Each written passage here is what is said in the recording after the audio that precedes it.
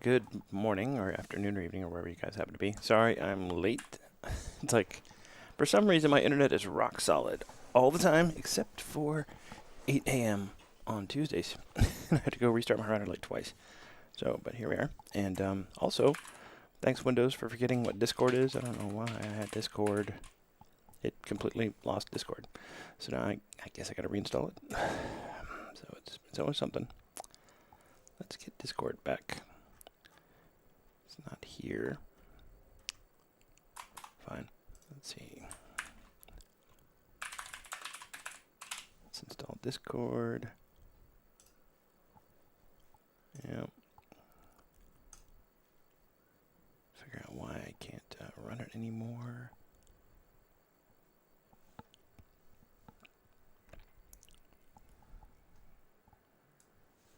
Anyway, I hope everybody's doing okay. Oh, well, is it? It's running now? Okay. Well, good. That's all it took, I guess. Let's get into the channel. And share the link.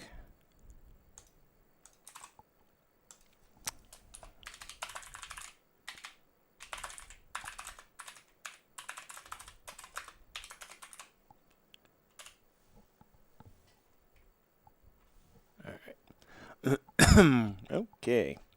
Now, I think I screwed up there. Let's do this. Delete that message. Delete that one. Boom. Try this again.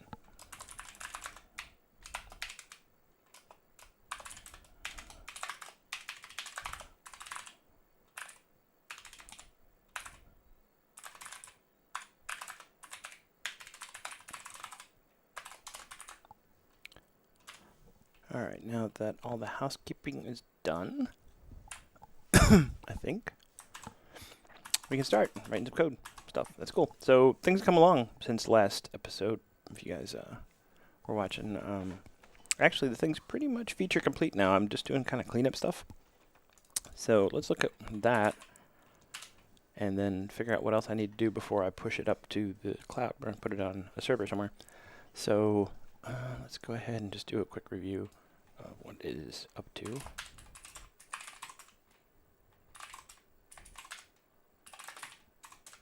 Alright.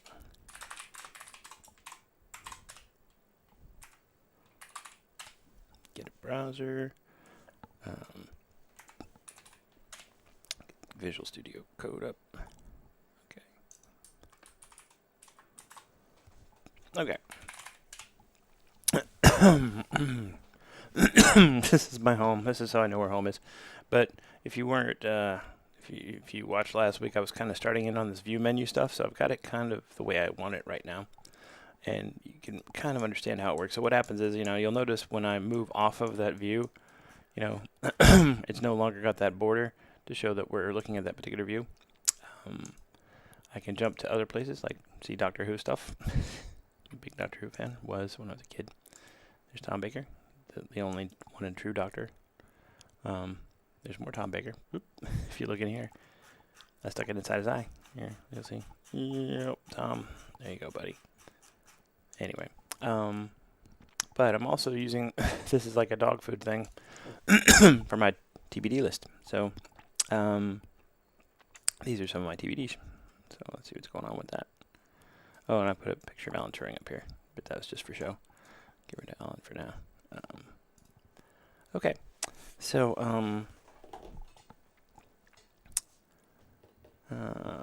let's start with some easy wins to kind of get into the groove. So let's see.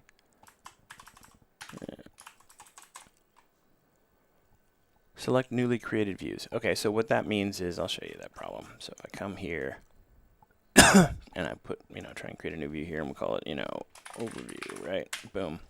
You'll notice now it still says that we're looking at oomdraw TBD, which is this view, right? And if you look in the list, overview is at the bottom. So what I want is, whenever a view is created, I want it to be selected and active, so people will see what they're seeing. Because, actually, let's do another one. Let's do a test view.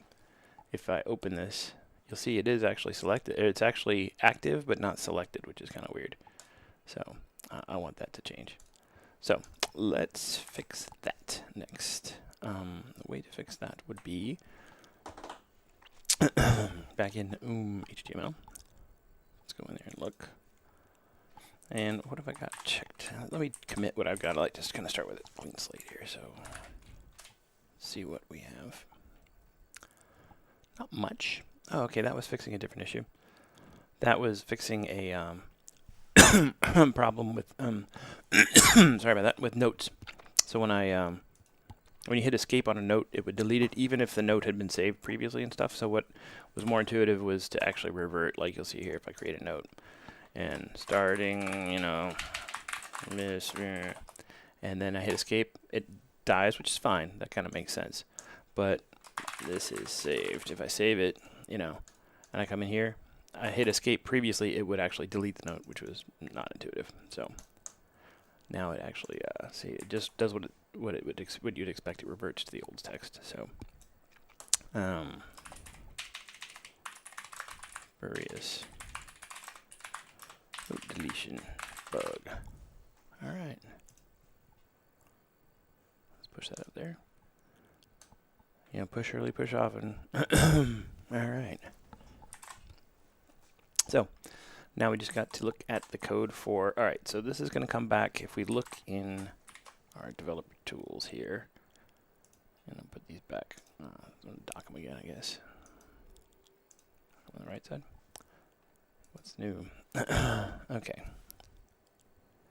So when we create a new view, let's go ahead and create one.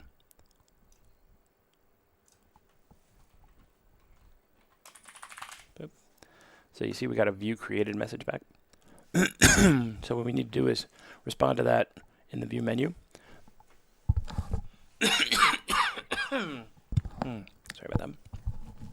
Respond to that in the view menu and go ahead and pick it out of the list and make it active and do all that stuff. So that means I think we'll do that in the view controls. Let's look at view. Because it handles all these messages, I'm pretty sure, doesn't it? Yeah, right here. Like view created. View ID equals a message view. So this is where it adds it. This is where it actually gets added. Okay.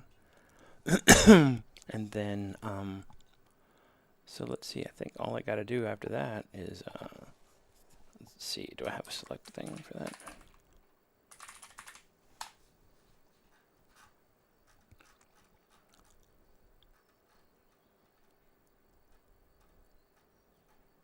I guess I don't exactly, which is kind of funny. So right now there's no way to programmatically select a view, but we're going to add that. So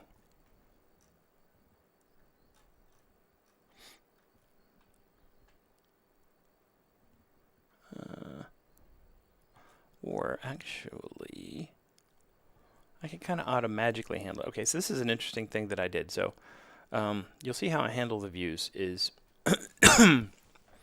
you pass in a dictionary of views or an object of views, right? So it's key value pair stuff. And what I do is I create a proxy, JavaScript proxy object. So if you're familiar with that, it's a way to wrap another object so you can intercept calls to set properties and delete properties and get properties and stuff. And do what you want to do with it, right? So what happens is once you've set that initial dictionary of views on the view menu, then from then on, as long as you manipulate the view menu through the property, so you saw there where I just did that, right? So it was like create your view created, right? You see all I did was assign the new view to its ID as the key on that views object on the view menu. Well, thanks to the proxy, this setter gets called, right? So I can actually set the underlying object so that it saves the data. Then I go find the correct view menu item. And then if the view menu item doesn't exist, I create it. Update the view data. And then sync the UI for this particular sync the UI to make sure that everything, like the active borders are added and all that sort of stuff, right? There's also check the add owner. Yeah, let's see. Add owner user ID and check the deleted. Yeah, this is like updating the delete button, which I haven't gotten to yet. That's another issue. Permissions and things. But right now, like, well, we'll get into that later. So, I guess should I handle that here, or probably not. I think we need to have an explicit select method, select view, or something like that. So. Let's see. Sorry. Okay. So let's go ahead and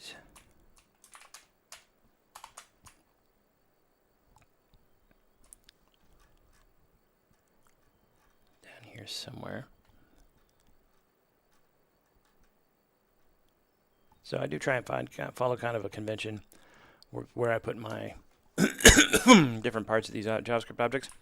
You see, I like to put the properties first, and then I like to put methods, and then I like to put these event handlers after that, and then I like to put internal methods at the end, right? So we'll call this one select view, and then I guess we'll go with view ID, right? Whoop. Okay. And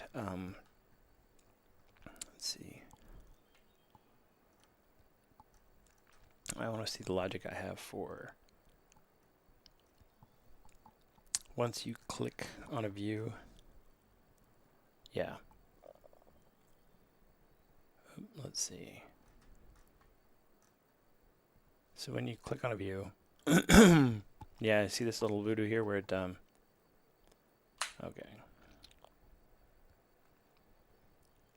So that's the view picker.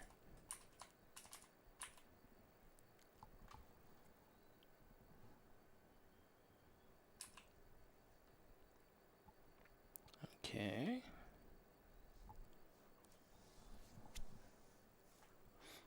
Yeah, just to be consistent, I'm going to go ahead and rename these. I've been using VMI everywhere.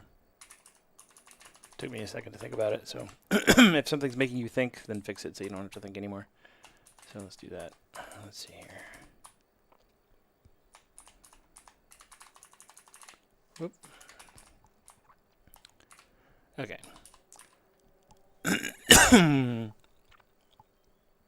Sorry. So what we're going to do is,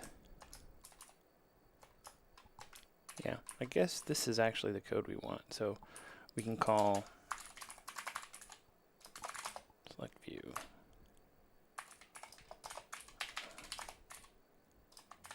Right.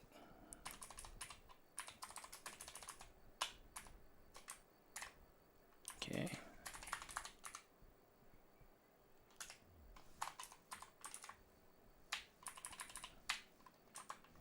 And let's find out where the view picker, I got that VP thing I gotta grab. Yeah, that was part of the, okay, there we go.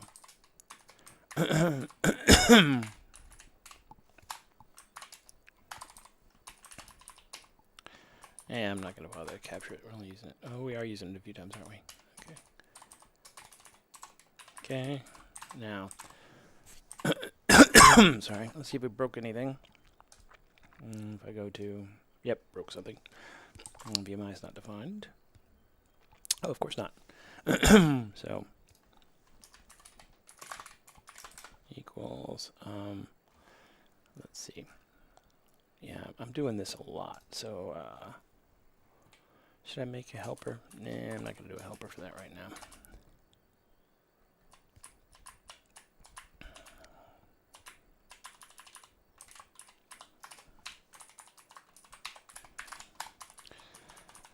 QID. If not VMI, then, let's see.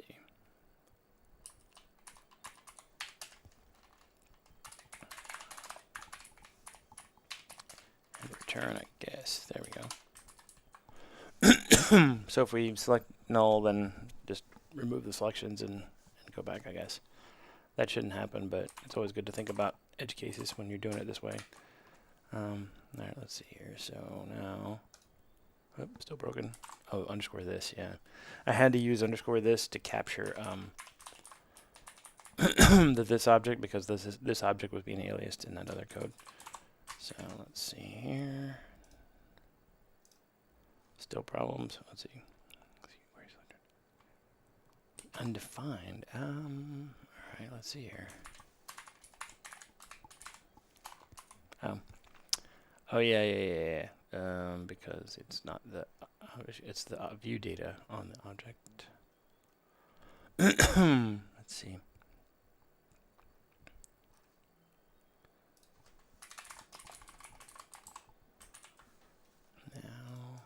Now, oops, still got a problem. Oh, okay. Well, wait. Is that valid? Feels like it's valid.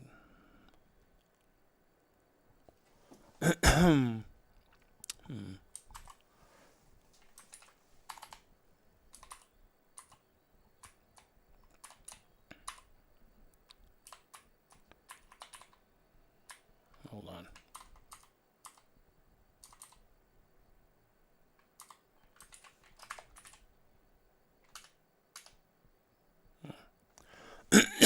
Oh.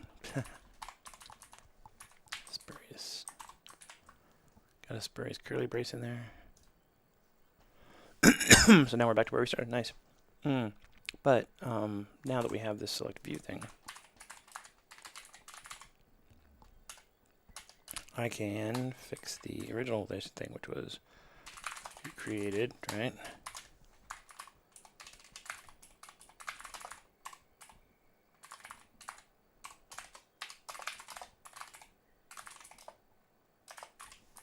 Right. Wait, view ID. Wait, not view.id. Yeah, that's right. Okay. All right, let's see how that looks. So now, just create. I guess it doesn't matter much, but create a new view. And cool, it is selected like I wanted it to be. Excellent. So I can delete some of these other bogus ones. Oh wait, not like that though. There. Delete this one too.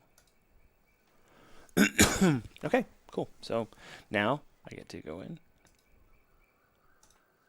You hear all those birds out here? It's crazy, huh? Select newly created views. Done. Okay. I'm going to go ahead and do some other easy ones too and before I get into the harder ones. Let's fix the browser resizing issue. How about that? That'll be fun. All right. Browser resizing. So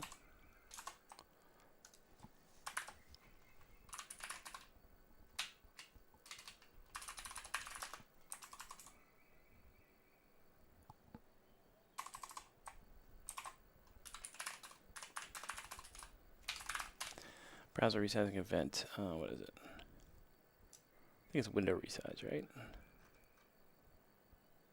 Yep, it's a window event. And then so the question is, let's see. I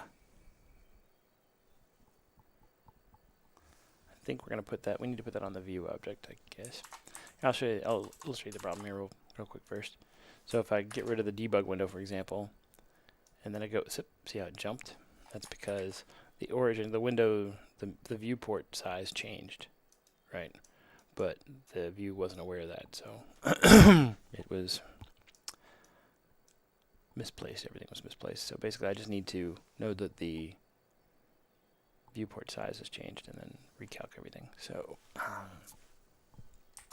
let's add a window resize event to the view. I think actually I'm in the right place already. Yep, right here in the constructor. So we're doing these document things.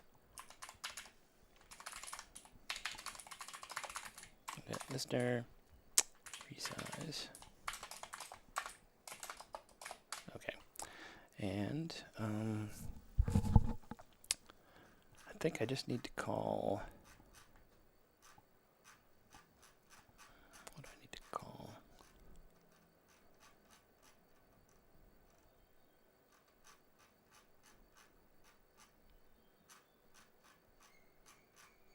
Got a lot of code in here, more than I would have expected, huh? Viewport changed? Maybe? No. Is that right? Well, maybe viewport changed.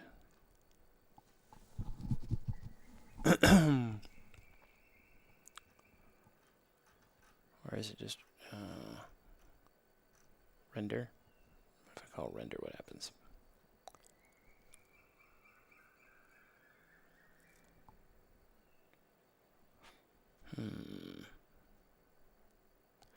There are possibilities like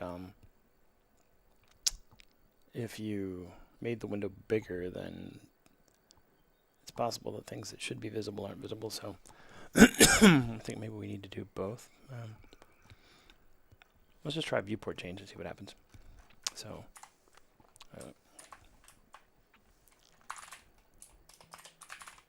viewport changed.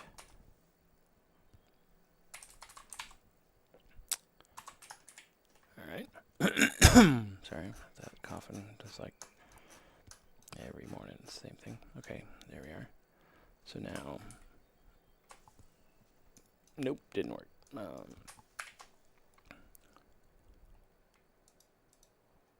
We did send a viewport change, right? Okay, let's see. And the problem is, okay, I've been doing that by getting rid of the debug window, so we're going to have to, whoop.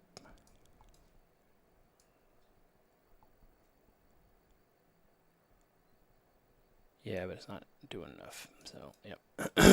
So, let's see. So, by itself, viewport change is not sufficient. Okay, let's see here.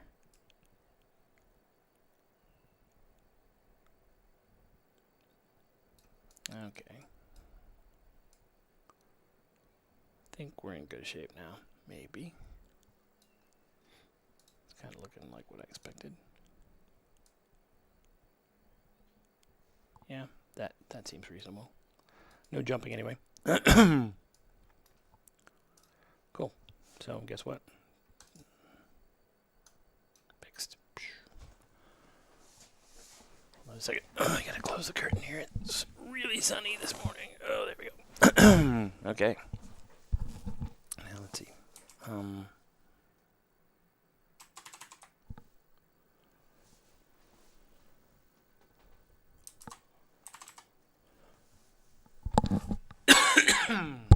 Okay.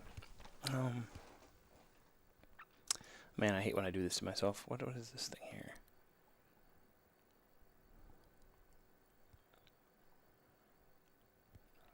What was I thinking here? Oh, I know what it was. Yeah. Okay. This was me suppressing all the refresh item messages, but now that the server is not sending as many, I don't need to do that. Before, the server used to send refresh item messages all the time. Like, it it never did any caching or anything, but now on the server it knows when the item doesn't need to be refreshed and doesn't send a message, so that it's not spamming so many messages. Let's see here. So we got a couple left on the list here. I think there's some more stuff that I'm forgetting, but I made the pink one me kind of low priority, but I almost want to do that one because it's going to be fun, sort of. So what I want to do is when I move from one view to another, like I go to, go home, instead of just jumping, I wanted to scroll. Sorry. So I want to animate that movement and make it kind of smooth and make it look good. So let's see here.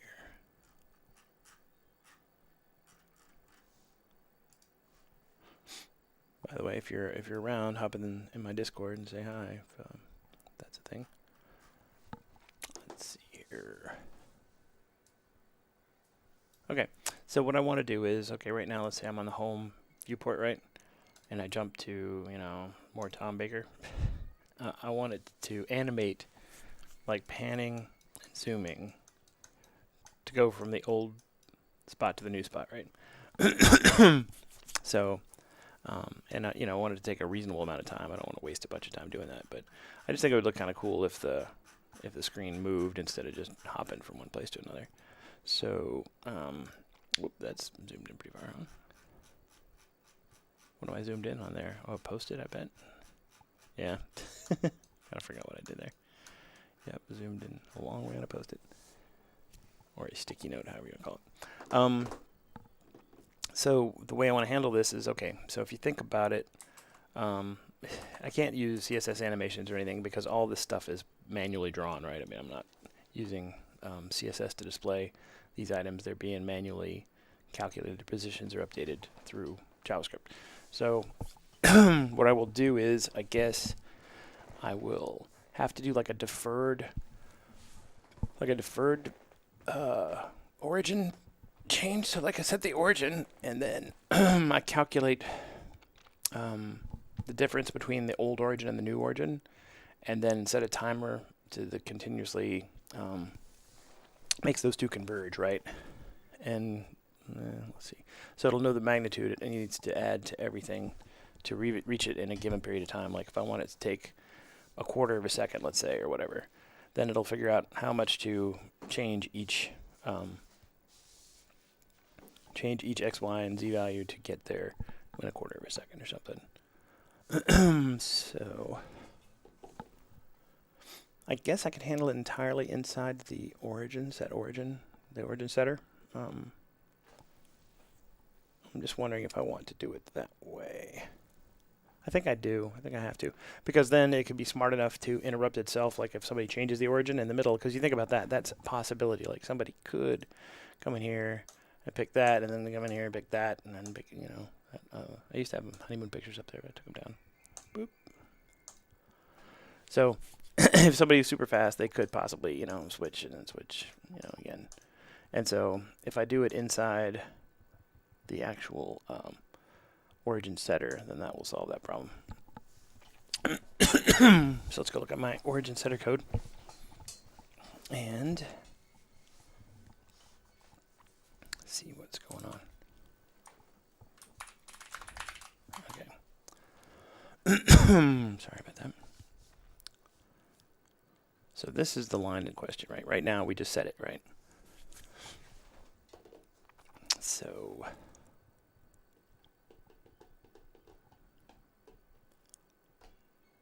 instead of directly setting it, I'm going to have to set, I'll have to set a temporary property, right, on this object, right? And then start the timeout thing. And I guess in that closure, I can just update. I'll update the underscore origin property so that it will change continuously as we move.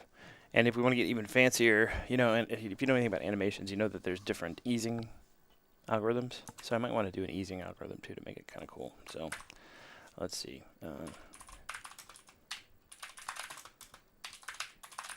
If you're familiar, like easing is,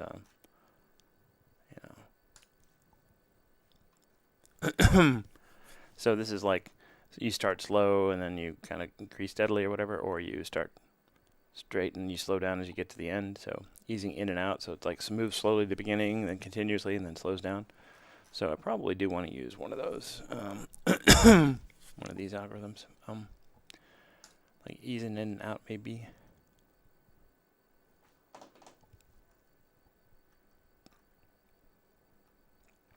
Okay, here's the ease in and out. Okay. And that's handy that he gave me the algorithm. That's cool. Okay. So,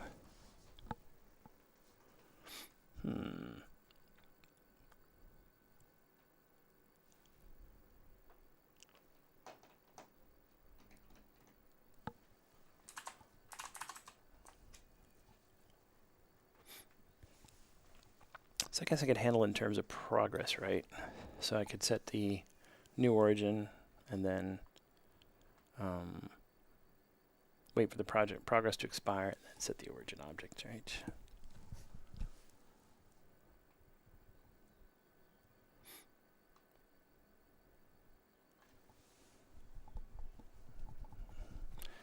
Oh, that is an issue too, because not only origin changes, but zoom changes. And they have to change together. And this might have been a mistake that I did on my part, making origin and zoom separate.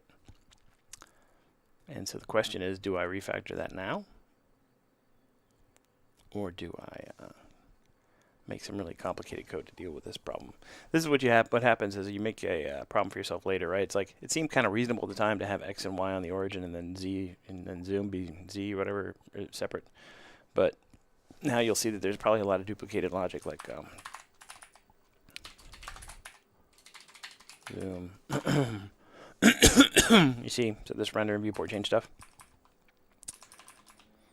But the only problem is it is everywhere, so let's see here.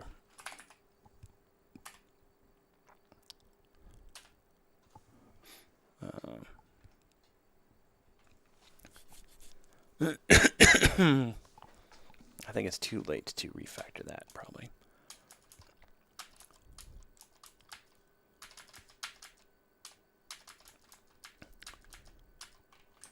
So,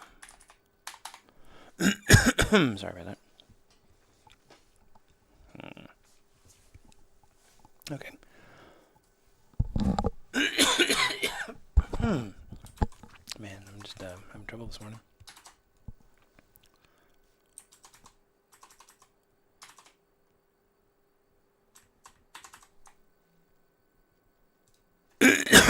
Sorry.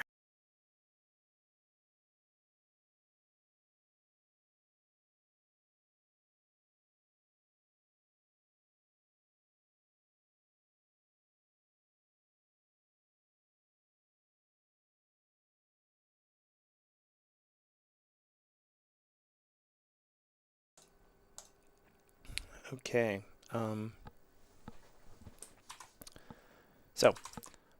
I'm not going to refactor the zoom origin stuff. I'm going to leave it as is because it seems to be working all right. But I do need to lockstep and move them together. So, let's see.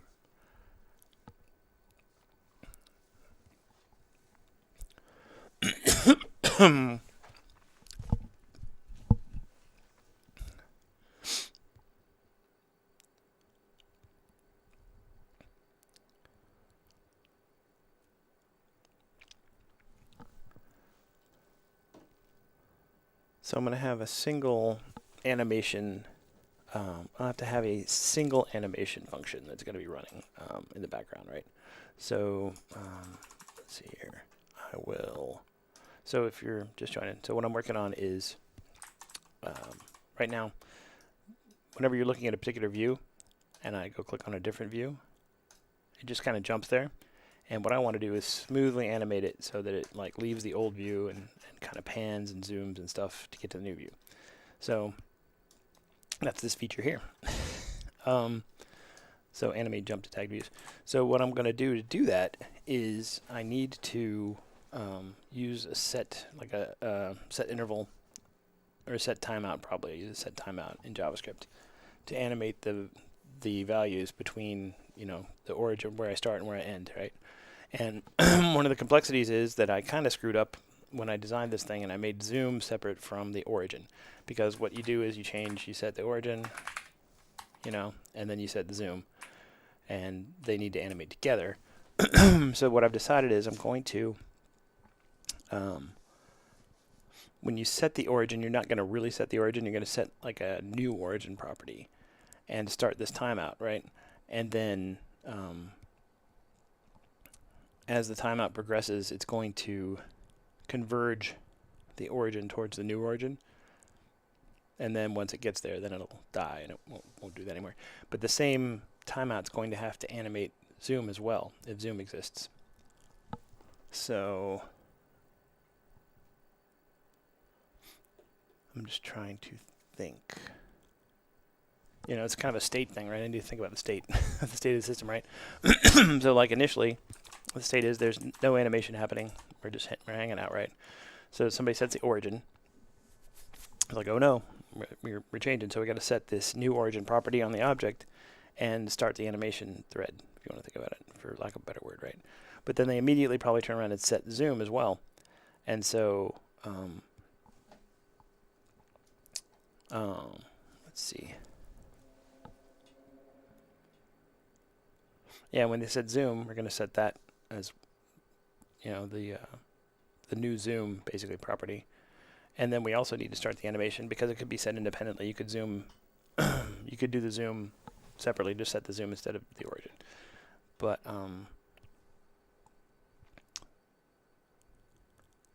that one animation function can animate both properties. And then of course the other case is if you're in the middle of animation and someone changes the origin or changes the zoom, then we need to deal with that as well. So, all right. So this is the spot when we know that the new origin is valid, right? Kind of. I'm going to change this to, there we go. Okay.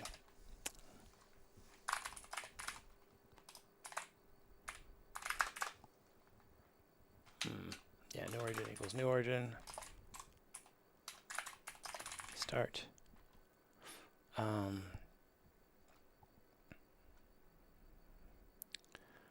Naming things. Naming things is hard. Start. Viewport animation. Start.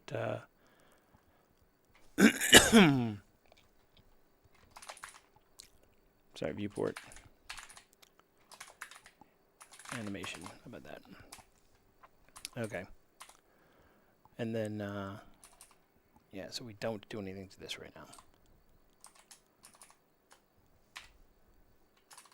Actually, we probably want to do it this way, right? No, I'll do it this way.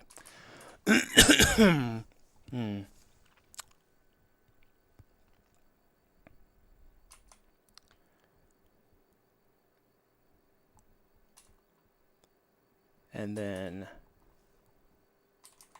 these guys are not going to happen here anymore. Okay. Let's see here, set zoom.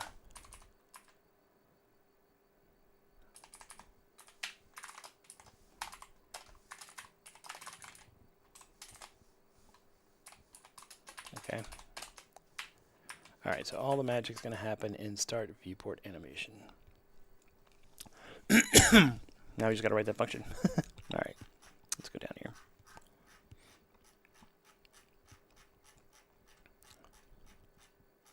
Like I said, I like to put utility functions at the end.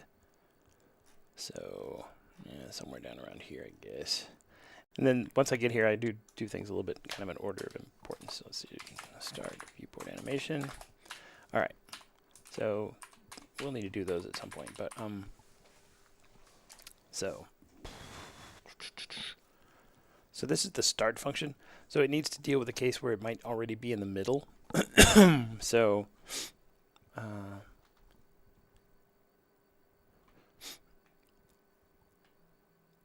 first things first, I need to, I'm going to use a progress number. Okay, so I'm going to have a timeout, which will be constant kind of, and then I'll have a progress number, right, which will say how far along we are. So let's see.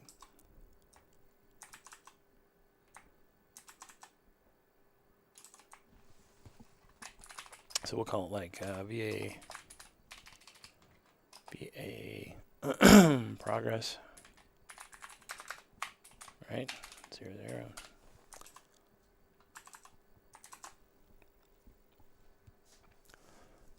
0. Okay. So we're resetting the progress to 0 because we're just starting the new animation. And then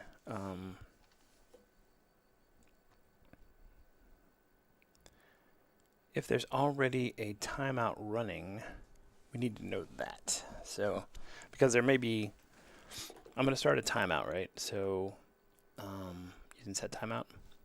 If that thing already exists, I think we can kill it. Let's go look at that real quick. Set timeout.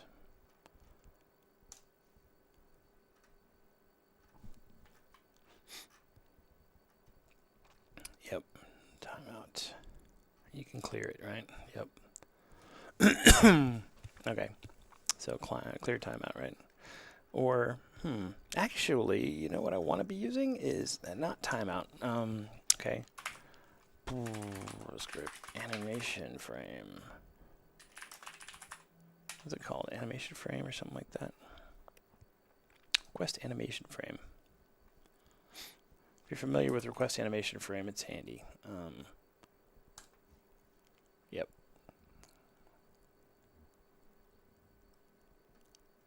All right.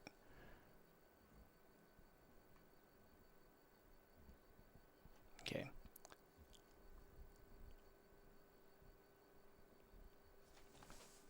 Yep.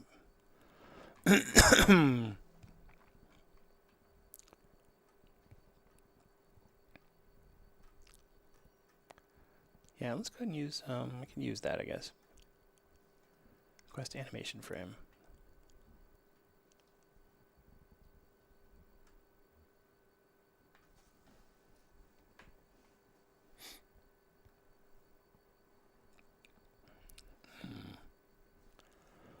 Well, let's see.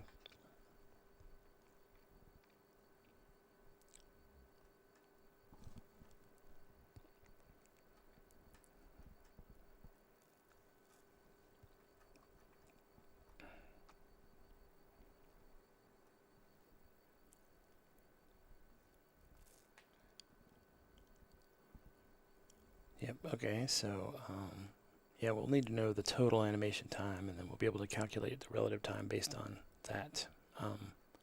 Let's see.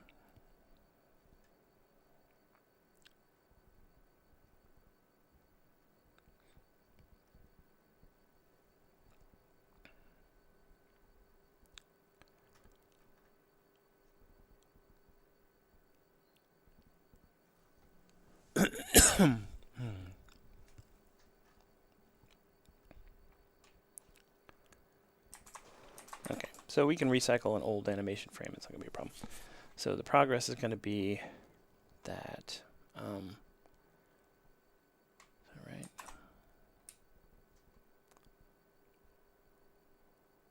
Or do I want to do it just in timestamps? So they're milliseconds, right?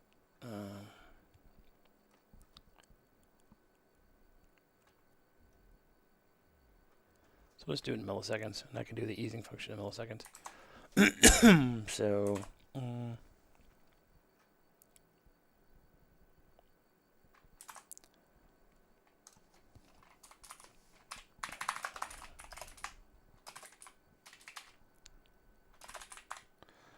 yeah, start time. So we'll basically, yeah, we'll do that. Whatever the consequences are of calling a animation frame. We already requested an animation frame. Shouldn't be a big deal, I suppose, but let's see. You see, what I'm talking about is like if you happen to call this twice in a row really fast, like the animation frame might not have run yet, and I request another animation frame. But I think it'll be okay because it's going to do the same thing. It won't do anything weird. It won't look weird or anything.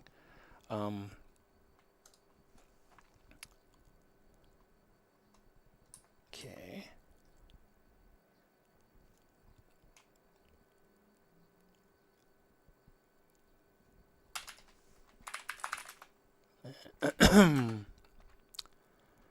Actually, let's see. I'm going to call this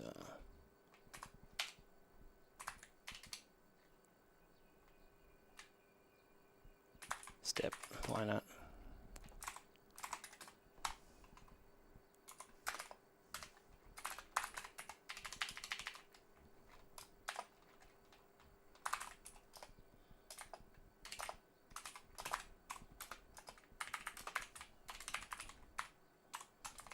Okay, so this is our first time through.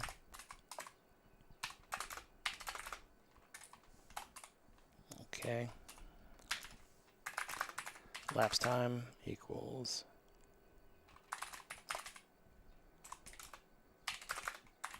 Okay.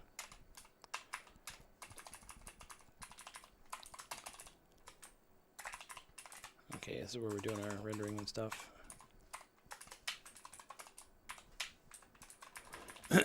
So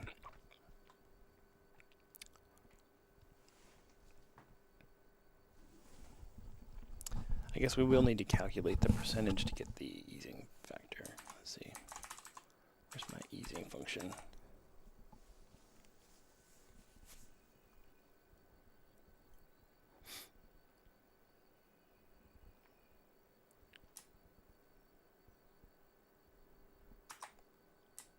Okay, so let's see, elapsed time.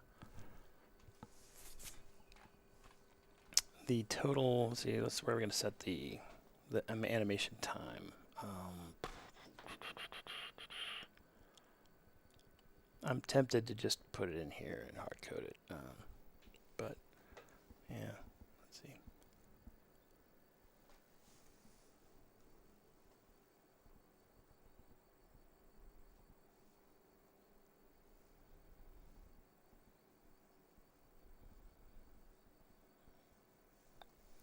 Okay.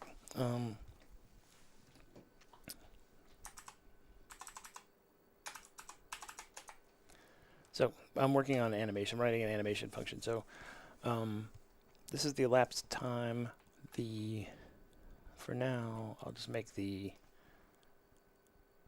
I'm just going to put the total time in here. Const.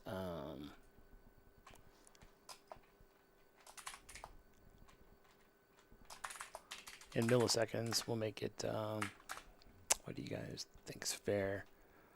Well, when you're debugging an animation, let's make it pretty long. Let's make it like 1,000 milliseconds. Make it a second, right?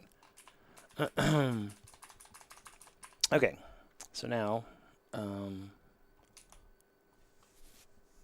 next thing I need to do is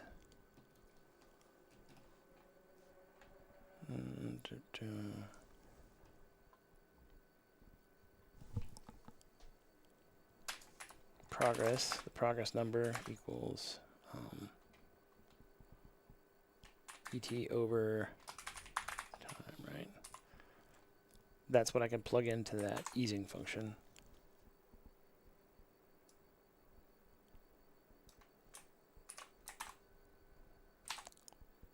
Yeah, I'll just grab this, I guess. Yeah, why not? Just grab this whole function.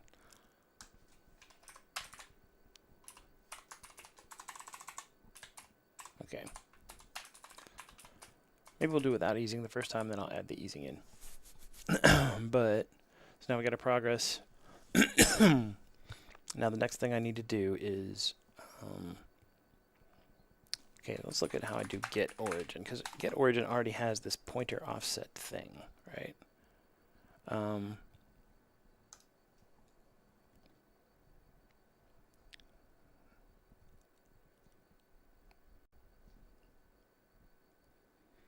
Is that scale actually used for anything? No, it's not. See, this is the problem. I left some code in here that doesn't do anything. Right? Doesn't exist. Make sure I didn't break it. Well, it may be broken because of some other reasons. Let's see. Yeah. Unexpected token. Colon. Alright, let's see. Let's go back in here and see what it did.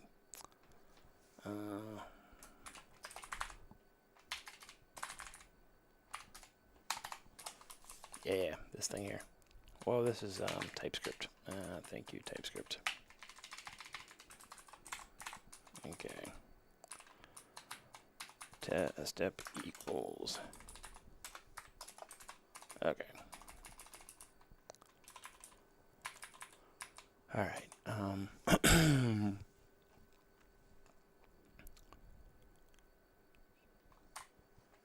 Leave that like this for now.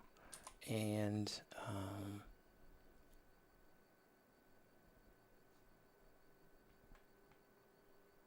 we're going to do the rendering stuff. And if t is greater than or equal to, okay, time means we're done, right? So, well, let's see. Actually, we'll do it less than VA time.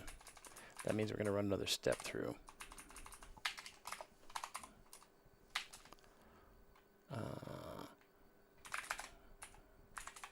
request animation frame step. Okay, else we're done. Early return, always good. And clean up after ourselves. I think. Yeah. All right. So we're kind of getting there.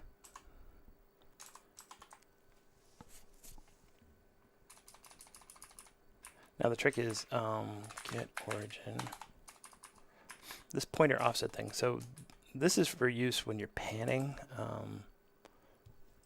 Let's see if this still works here. Yeah, hold on. Oh, did I break everything? I think I did. I think I broke the world. Ah, yeah. I think I've broken things.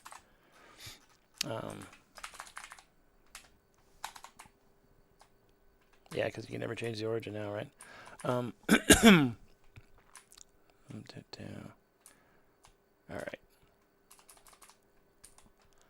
What we need to do actually is, let's see, new origin. If we have a new origin, then we're going to set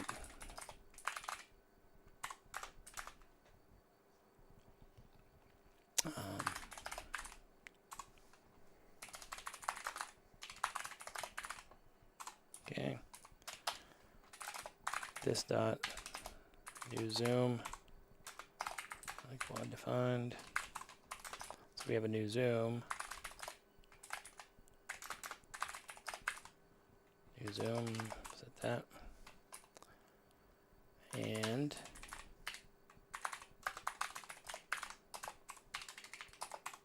okay. And we'll do all this stuff.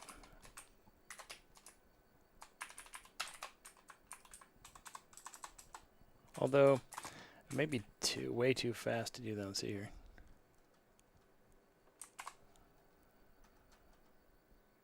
Oh, too many equals. Yeah. Yep.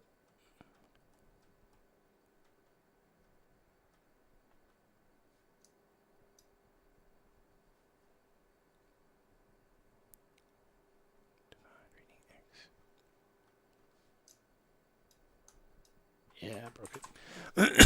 All right, let's see.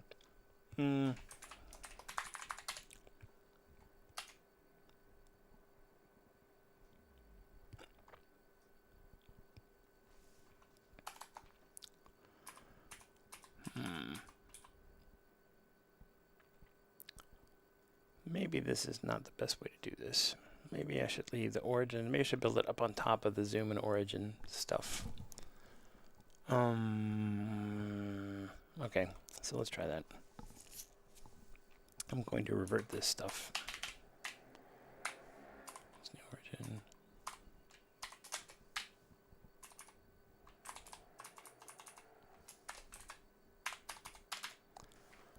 This dot. Render. Yeah, there's render and viewport change, right? Let's see. These guys.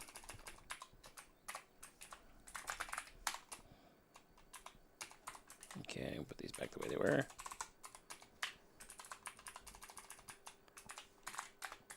Okay, these guys. Okay, because I think there are some cases where we don't necessarily want to do this animation. So what I'll do is I'll just create a function on top of these that will animate the change. Let's see if we can get back to where we were before. Okay, so this works again. Yep, don't want that. Let's look on our, yep, that still works.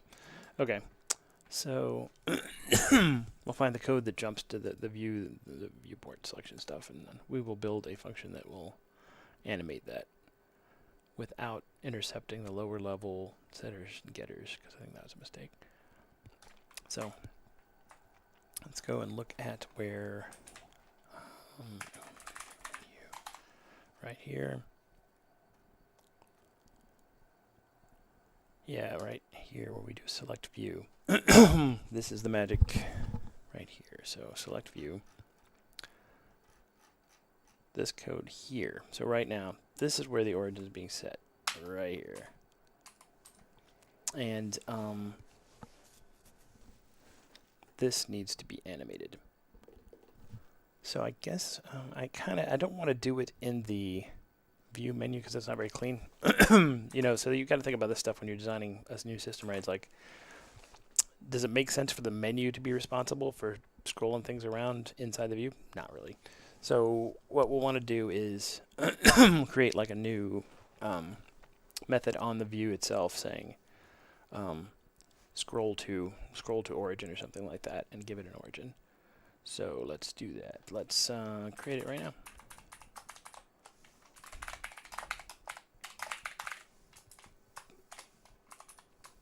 Okay. So now we got to go create this new method. Getting kind of big. There's too much code here, huh?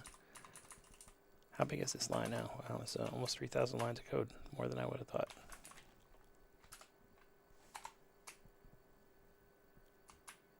All right.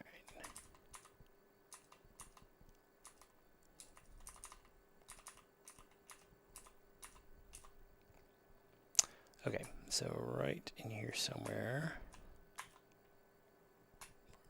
So CDN.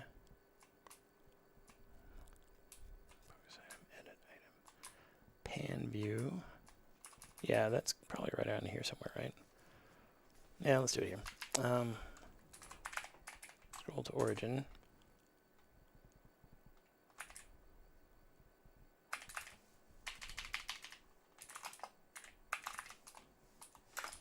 Okay.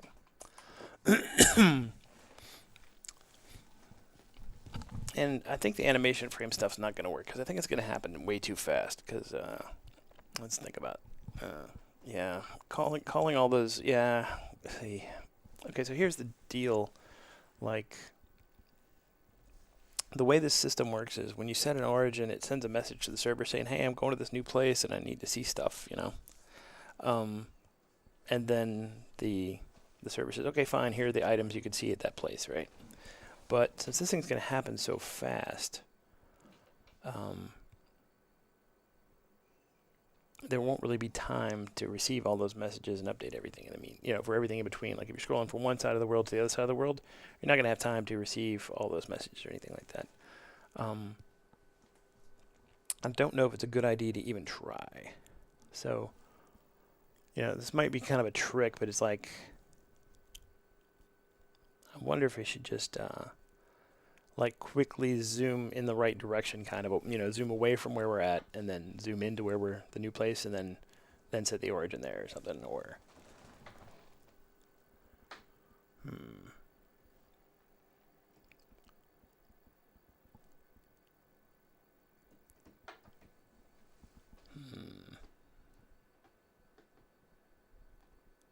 Another thing I was thinking was, okay, so let's say we're here at home, right, and I click on my to-do list, right? Well, I happen to know the to-do list is, oh, what happened to my, I broke Zoom completely. Can't zoom anymore.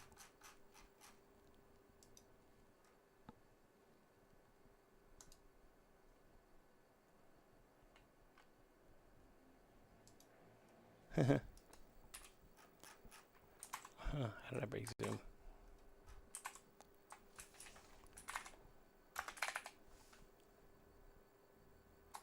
That's how. Okay. Anyway, so I happen to know it's up here to the right? So I was thinking, like, in a perfect world, maybe it would look something like that, like where you basically, the animation would be, well, why can't I go there? I broke that too. I moved fast, I broke things. Let's go see what I did.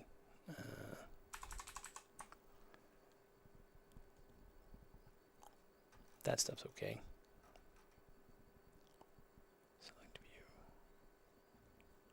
Oh, I know, this new scroll to origin thing. Yeah, that's why, because scroll to origin doesn't scroll anywhere. Right now, let's just do this.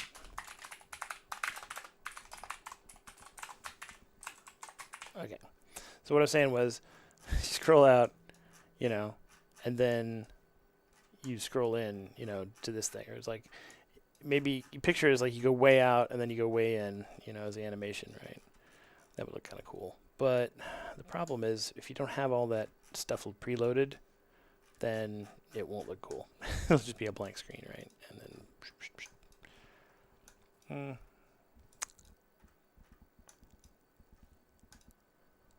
Well, I'll tell you what, let's just do it as a...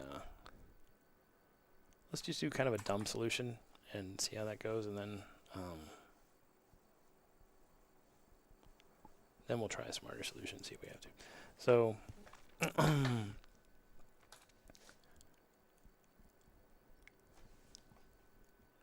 scroll to origin, and then...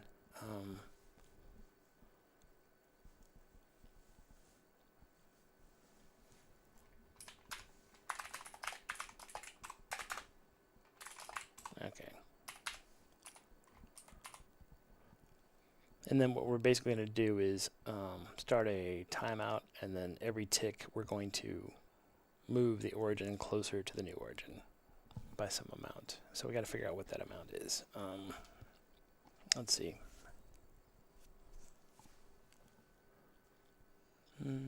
I guess we calculate it right now, probably.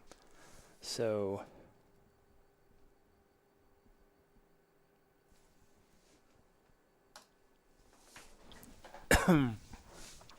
we can calculate like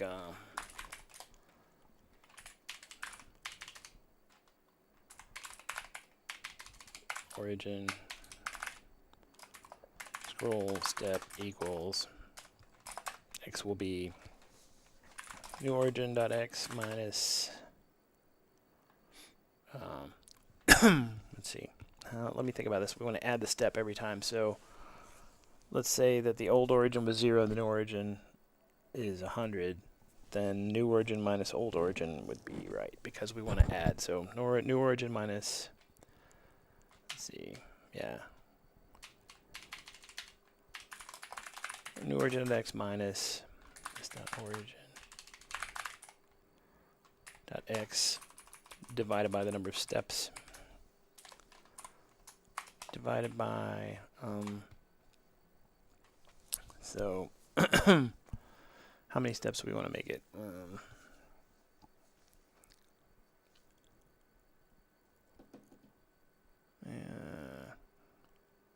If we're going to do it in, let's say, if it took 1 second and we fired every 50 milliseconds, that'd be like 20 steps or something like that. So let's see here.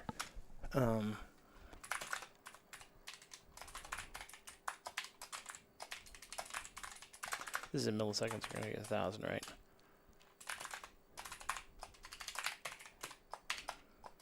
Scroll, interval equals 50 milliseconds, right? So now it's going to be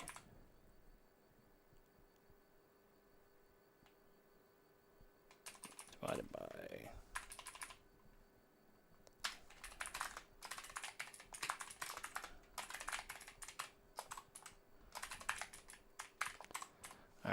scroll steps. Right, and then y, same thing, but for y.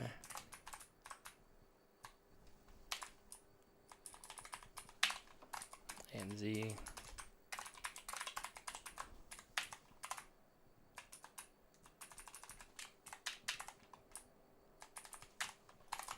Okay. So now we got our scroll step. Actually, I don't need to make this part of the object. And actually, I don't even think I need to do any of this stuff either, because everything's happening in this one function.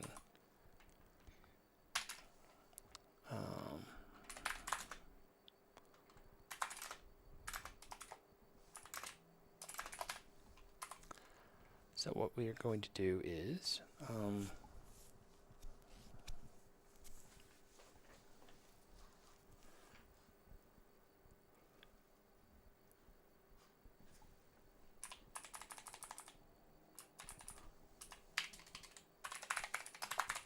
okay.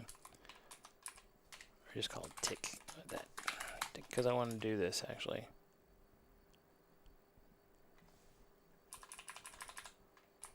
And actually, this is also overkill. Don't need to do all this.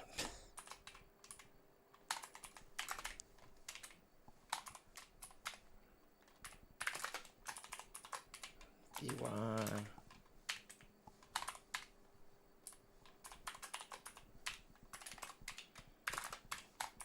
See. Okay. So now the set origin equals plus dx. Oh.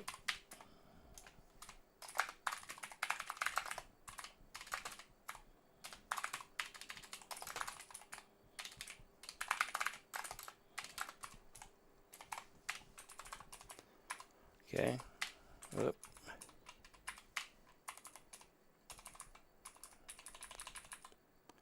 Oh, let's actually do this dot. Even though that's kind of wonky, but it'll be right, I think. And then, okay. We need to know how far we are. Let's see.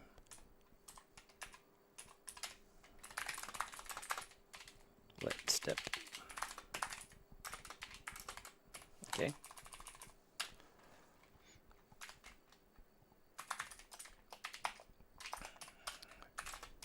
Step is greater than or equal to scroll steps. Then we're done.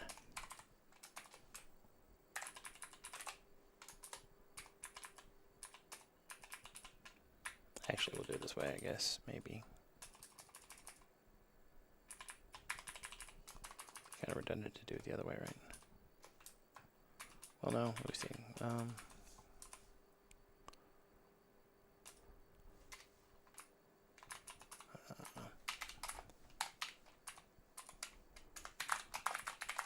Set timeout, tick, and the timeout's going to be interval, right?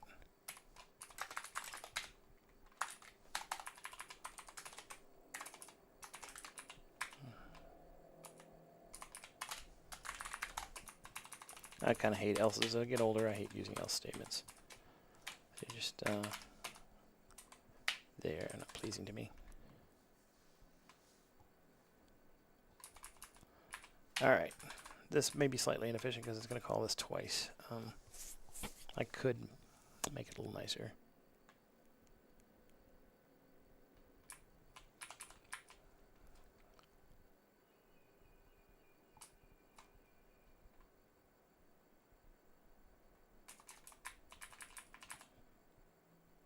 Yeah. Okay. So now all I got to do is set timeout.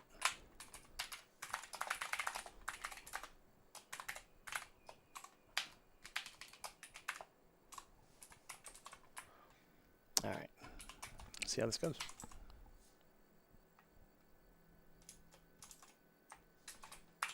All right. So now if I jump to that, well, whoop, something kind of happened. And let's go back to home. Once again, things kind of happened. Not exactly what I expected, but all right, let's see.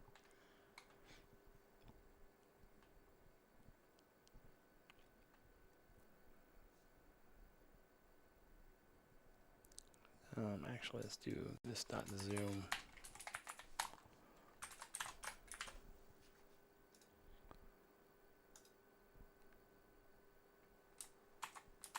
Okay. Let's make this longer. Let's make it 10 seconds and 500 milliseconds. It's a good trick when you do an animation, just slow things down a lot and see if anything's different. So, obviously that's not good. Yeah, so we did it really slowly and it still looks the same, so what's wrong with my logic? This dot origin equals this dot origin plus that. Okay.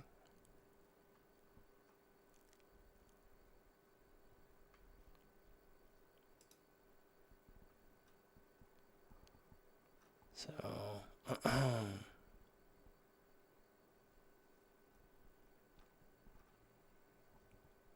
right.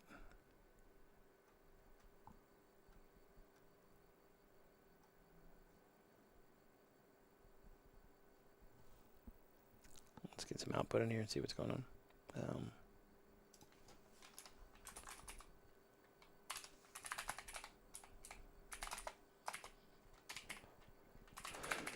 Scroll step, and we'll do origin and step.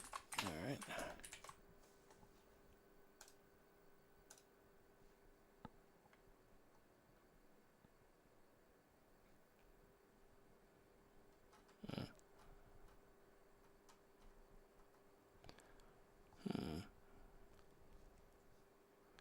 Oh, object. What's going on with that? That's crazy. Minus. Turn into a string or something? What's going on with that? New origin. Oh, let's look at my logic for. Well.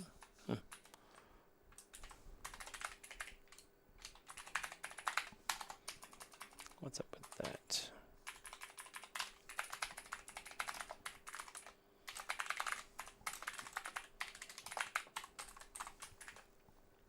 Let's see here.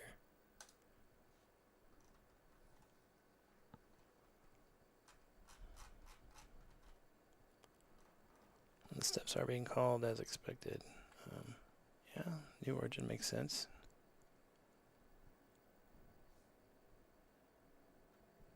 But what's up with that logic? How am I screwing up the origin that badly?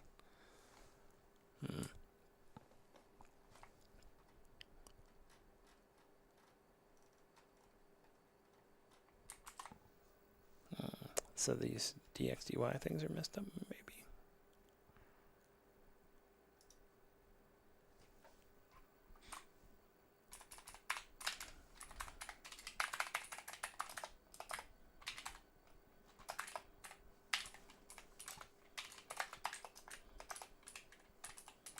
Yeah, it's just easier just to do it this way, I think.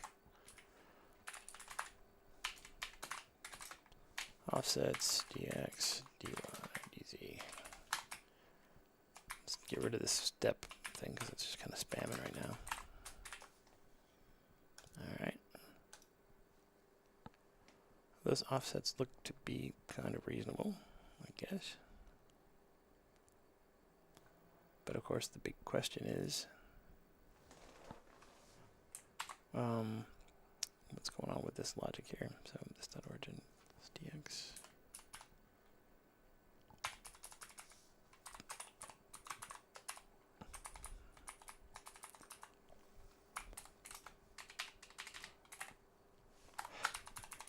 Maybe it's just, yeah, maybe that's all it is.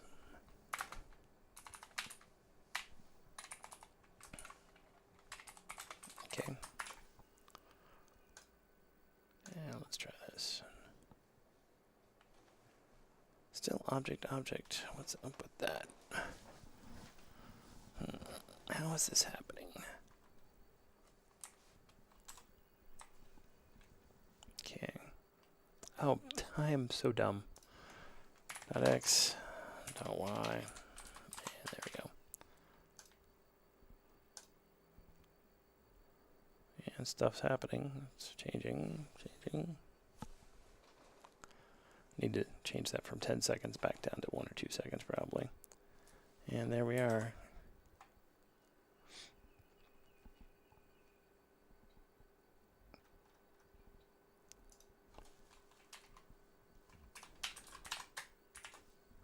Yeah, let's try it again.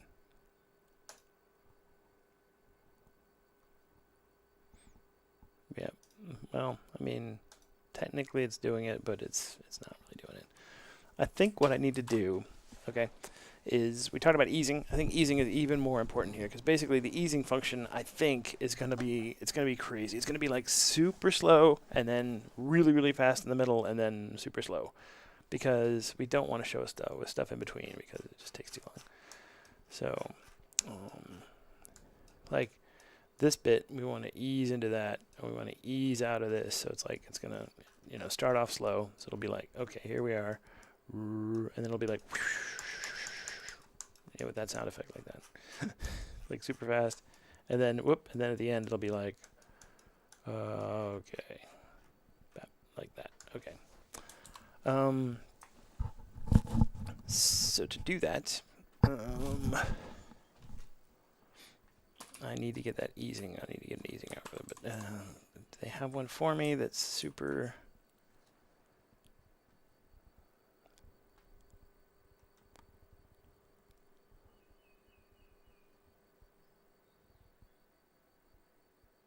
This one looks like kind of what I want.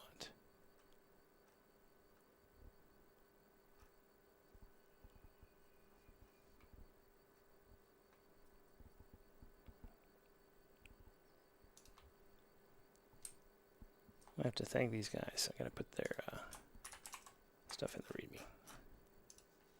If I use it, let's see here. Okay, always thank your sources. You know, it's like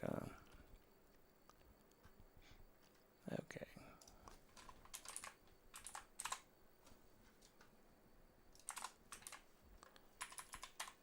Translate this from TypeScript.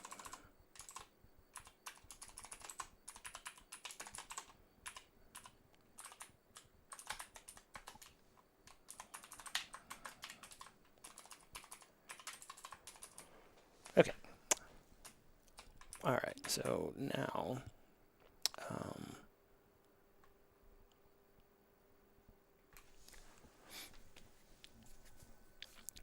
what I need to do is instead of just adding these offsets anymore, I think we want to. Yeah. We're not going to divide this. We're just going to get the delta. So we're going to get delta x. Delta y, delta z, right? And I think we're going to switch them around.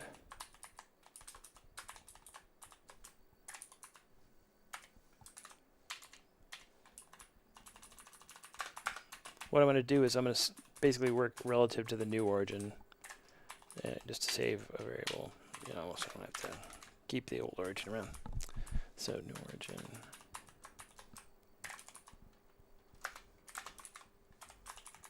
Okay.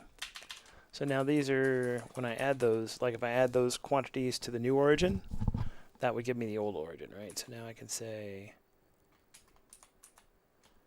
all right, new origin x plus dx times ease in out circ, right? And then I need the progress, which is, let's see.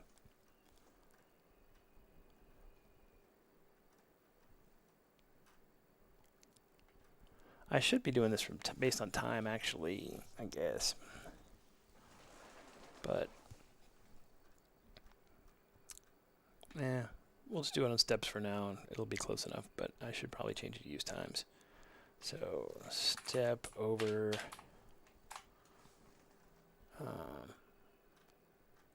scroll steps.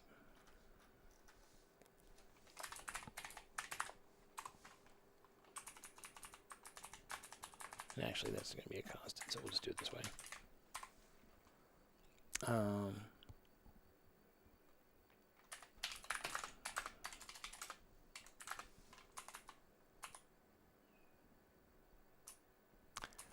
I think it'll be okay, hopefully. I may have to change these to floats, I'm not sure. What if I make them all floats? That'd be a deal here.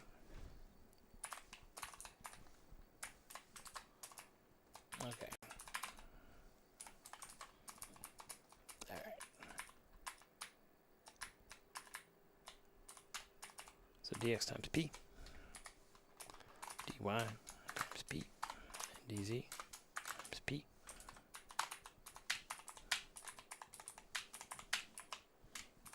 And Okay.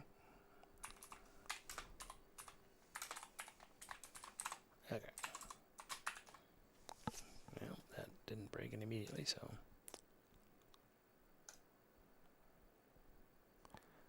That happened pretty fast.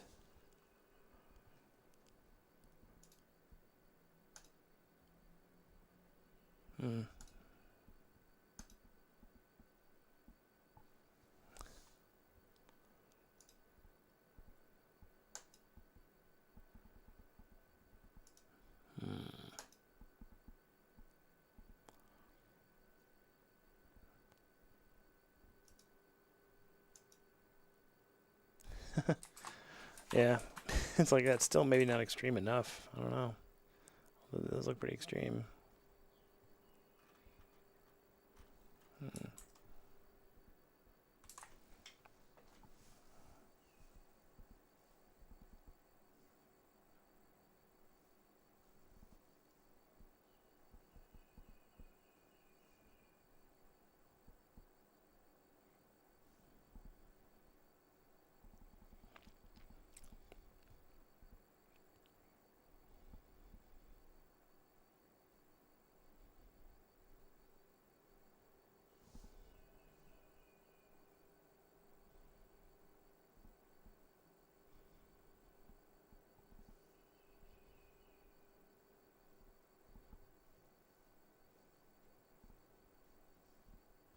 Sorry, I got a text about a production thing, my client.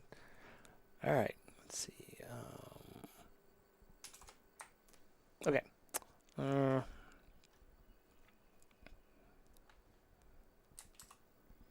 question is this, I don't know. This whole approach may or may not work, or maybe it's just not going to be a thing that'll work. I guess I could do something like, I might just have to come up with a different way to do what I want to do.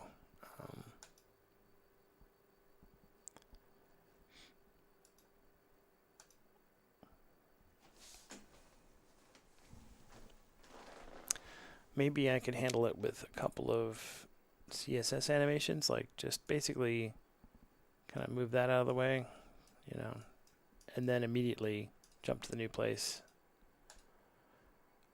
And then, you know, use a CSS animation again to zoom it into place.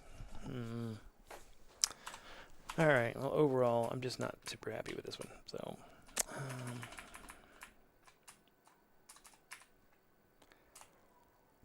Here's what we're going to do for now. We are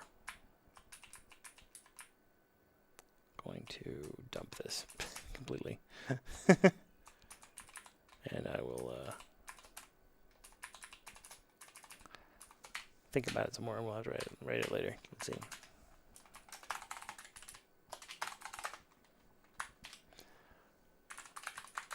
Using CSS animations. Okay. All right. This isn't even a critical feature. It's just something that would be cool, and I wanted to see it, so I'm going to leave it for now. I'm going to leave it, and we'll go ahead and do something that is kind of critical, which is being able to search views and stuff. So views, if I did it the way I planned to do it, let's see here. Like I go over to, let's get this fixed now. Now I can, it's kind of annoying. Yeah, now I can jump immediately. Let's say I wanted to share this cool Doctor Who tribute with the world, right? So theoretically, I can say, I want to make this global.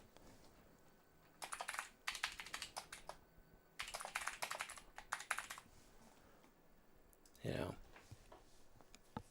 Nope, look, we got an error. Let's see what's going on with that. Oh, because public icon? I thought I had the public icon created. All right, let's go see. Public icon. Oh, public icon. Rename that. All right, let's see here.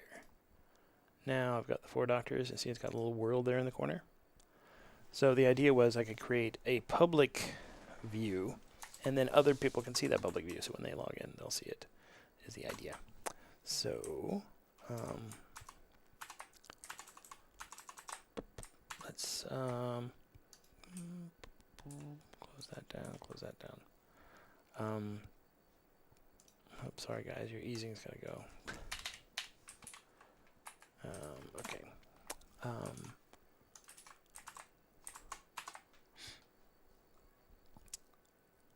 So I did create this public view. Now the trick is, of course, I'm logged in as me, so that doesn't prove anything. I need to log in as somebody else, and then I need to make it visible to that person. And more importantly, the idea is eventually there'll probably be thousands or who knows how many of public views there will be. So just trying to show them all to somebody is not going to work. So we'll have to have a way to search for them. Let's see. Since this one is my view, though, I can always see it. That does make sense. But let's go ahead and create a new. Let's create an anonymous. Let's log in as a new guy. So.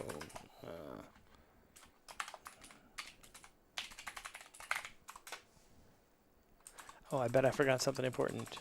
I bet I forgot to turn on debugging. Okay. Oh, this brings up another issue too. See right now, I'm not really logged in. You'll see over here, these are unauthorized. I have to refresh my browser to actually see things again. That I got to put on my list. Let's see here.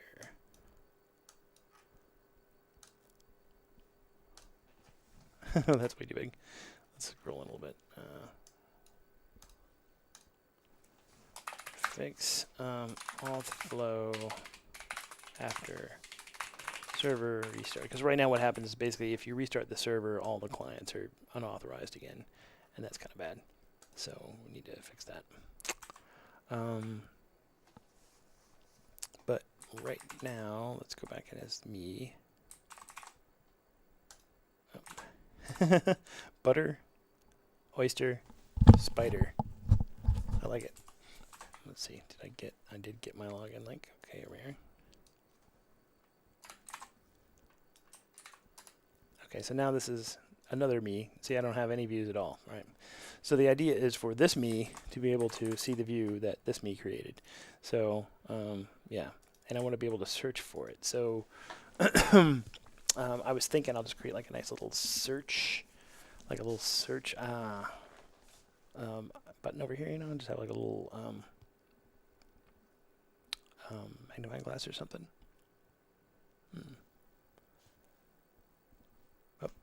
Oh, sorry guys, I need to take a quick 5-minute break and I will be back. Apologies. I will be back in 5 minutes.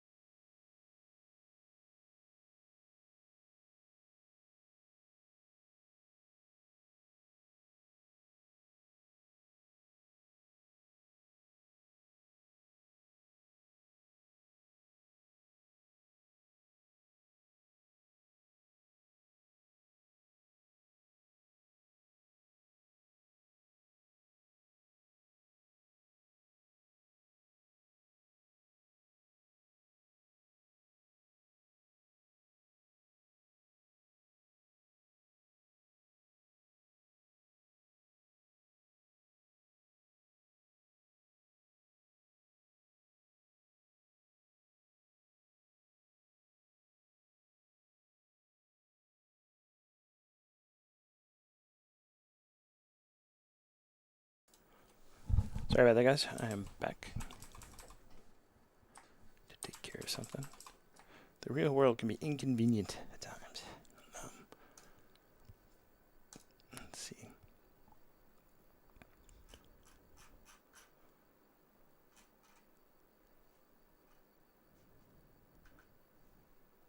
Now, so we're talking about searching, right?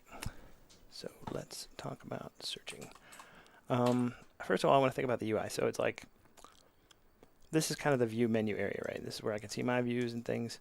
I was picturing the search looking very similar to this, where basically would just be, you know, maybe having like an hourglass, button over here, and I click, or not an hourglass, but a magnifying glass, and it would pop up a search text box. You know, it would resemble this text box, right? And then down below to show matches, and then you can click on them and see them and stuff. I think that would work.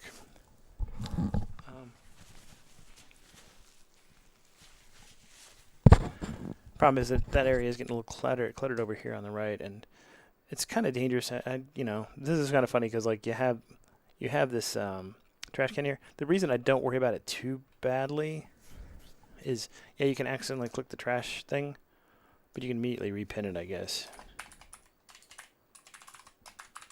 Because you're already, the only way to get to there, well, yeah, I guess that's not the only way. You could lose it if you scrolled away and you hit delete or something. But that's always the thing you got to wonder about. I wonder if I should do a confirmation or not. I'm not going to do it for now because it's a fairly low investment thing. I mean, a pin view is a fairly small effort. You know, I mean, you just got to find the thing again and pin it again. So yeah, I'll leave that there. So we got the pin, we got that. I think I'll put search before the trash can. That'll probably help too. So then that means if you're trying to click the pin and you actually hit search instead of trash, that's going to be better. So we need to get us a trash icon somewhere, or I mean a search icon somewhere. Do I have search yet? Nope. I've been using pretty much either material icons or hero icons for this stuff. So let's go find it. Check hero icons first. I'm not sure why, because material seems to be a better selection, but what do we got in search world? Yeah, like I just don't like that one. Material UI icons. Yeah, let's see. Actually, where's Google's material icons?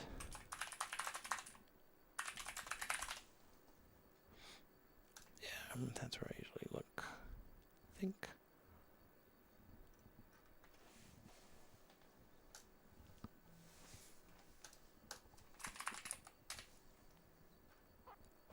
Okay, well, there is search right there. Guess it looks exactly the same as the other one. It's like, what's that? Oncology? That's the oncology symbol. Okay. All right, let's grab this. Okay. Alrighty.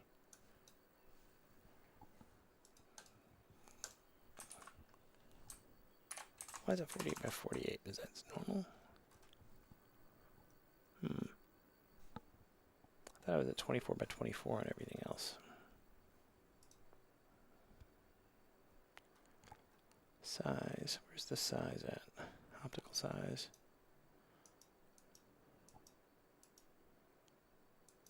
(24 pixels). Yeah, let's do that. I think that's what I've been using for everything else. So.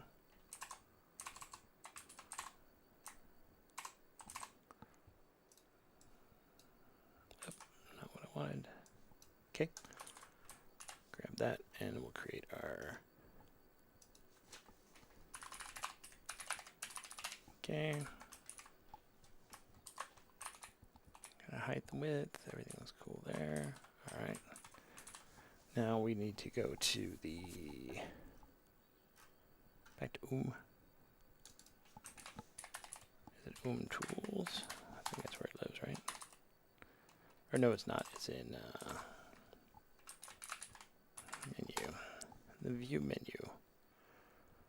Yep, and there's where our pin button is, so we just need to add the search button. search button, search icon, and perfect. That seems like totally legit right there. I think we should make it a little smaller, maybe.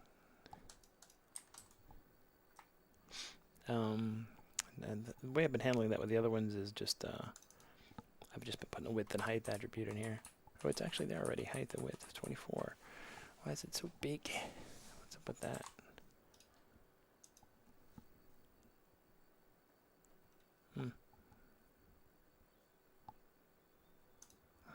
That's nice. Let's see where. Okay. Search button.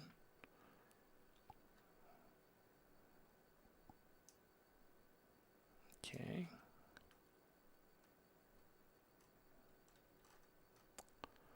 Does have a width and height there, right?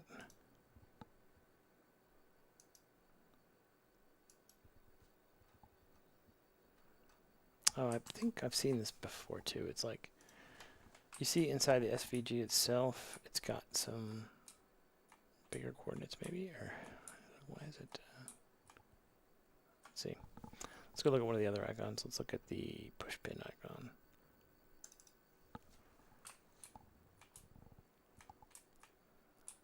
Pixels. Yep. View box. Set the view box too, I guess.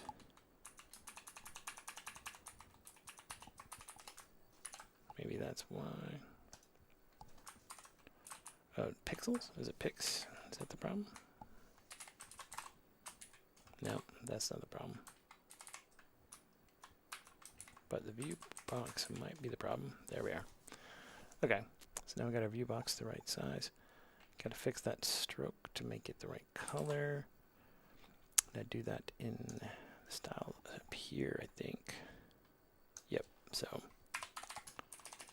just make it search button.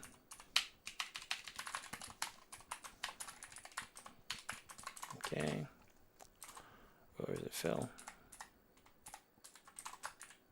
Yep, fill. Okay. So now we've got a search button. Boom. Of course, it does nothing. And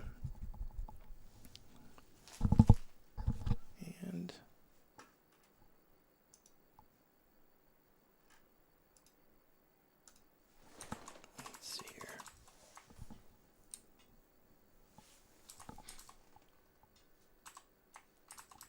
What do I want it to do? So it's like when I click search, it's going to be modal, right? So it's going to basically display a text box here, actually a search text box. You know, that's actually a type in HTML5. There's a search input, which is kind of cool because it's got the little X on it and everything like that.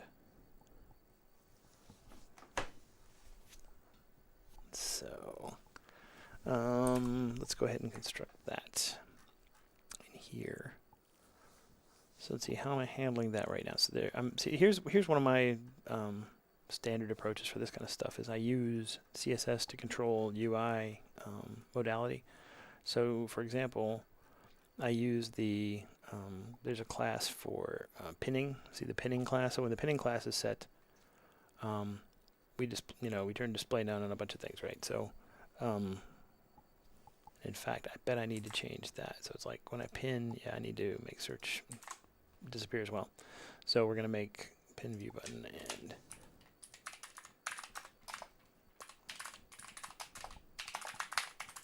right. So now when I do this, when I pin, yep, it disappeared, right? So I'll make a new class for searching or something like that, right? And I probably will need to, I'll probably do a different form, but do I need one for that? Let's do form create view. Just to make sure it still works, right? Okay, cool.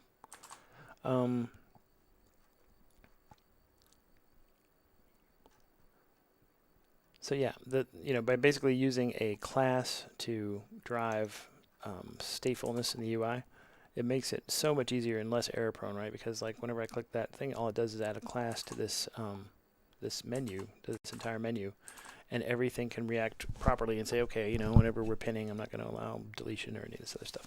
So the same thing will happen when I click search. I'll add a search class. So let's see. So we'll say pin view button. I have a handler for that somewhere. See, that's all it literally does is that. So we're going to kind of use that same logic more or less. So this is going to be the search button.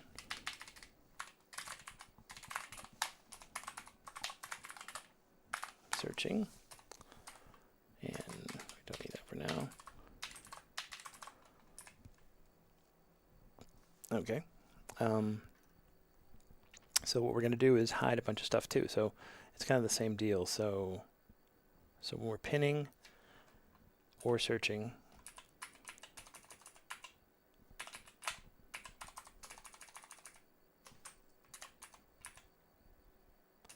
this is all the pinning logic, right? So it's like, we'll do searching logic here.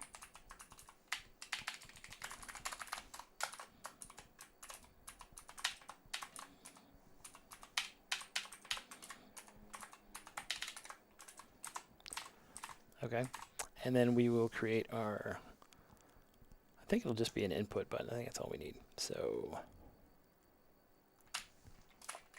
input type equals search, ID equals search, search field, search, search text. And now, see, we can make sure that that's hidden all the time. So, for example,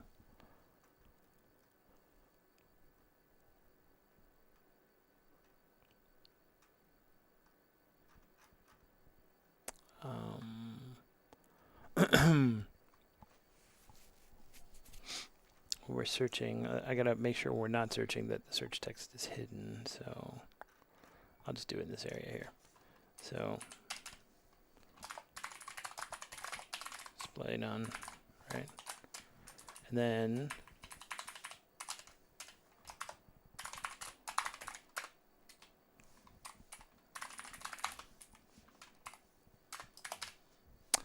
I'm wondering if I should do like a whole form, because I'm probably going to want to button some other stuff in there too. So let's go ahead and just create a form now, I suppose. Yeah, okay. Equals search views. Yeah, it's called search views. Okay.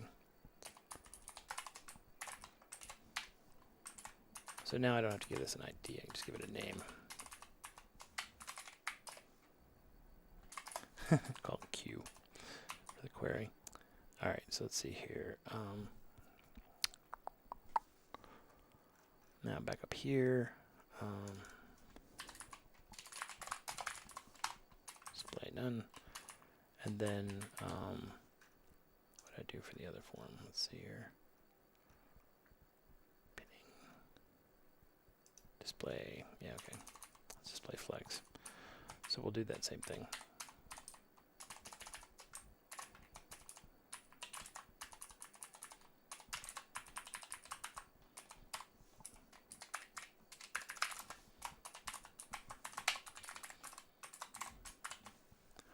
Okay, so now, boop, everything disappeared. Where did it go? Okay, let's see here. Search views.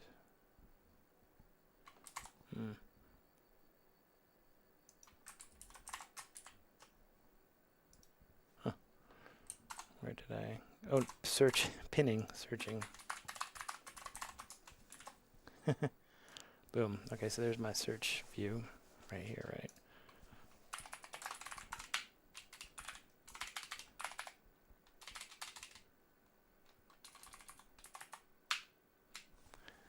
And obviously we're going to have a way to get out of it or whatever and be done with it. So let's see. How do we get out of, how do we escape from here?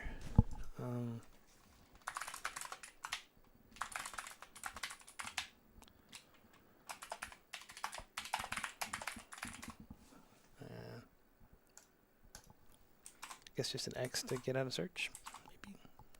Nothing fancy. So I can grab a button from here.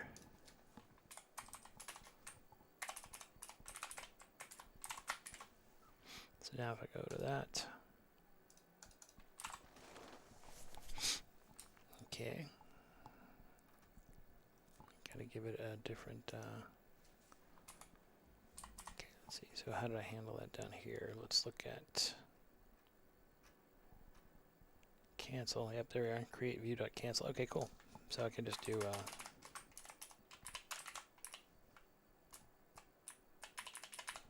dot search views dot cancel. And actually just let's see. Actually, we'll say close search.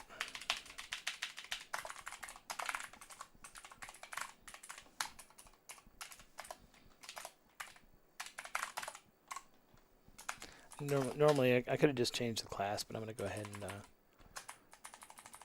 and create a function for this because I think there will be a little bit more logic than that at some point. Okay, so now if I search, boom, I can exit. Nice.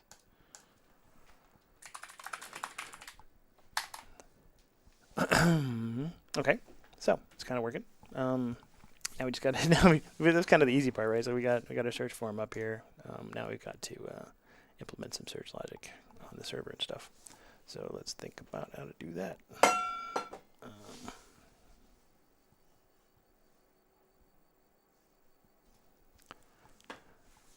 So to search in Mongo, one thing I'm intentionally okay. You notice when you create views, there are rules, right? Like I can't name this, you know, name it like this, right? Because they have to start with a letter, and they have to be one word, basically hashtags, right?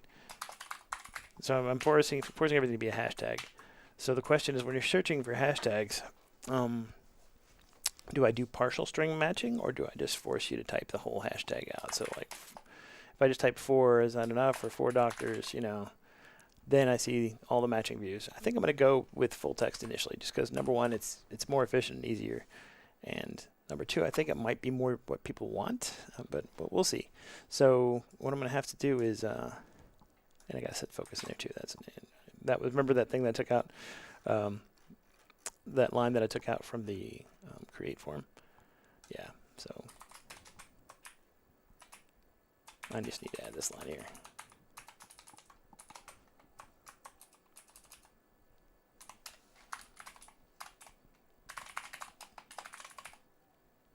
Is that right? Search views dot q focus. Right. Yep. Okay. This is confusing.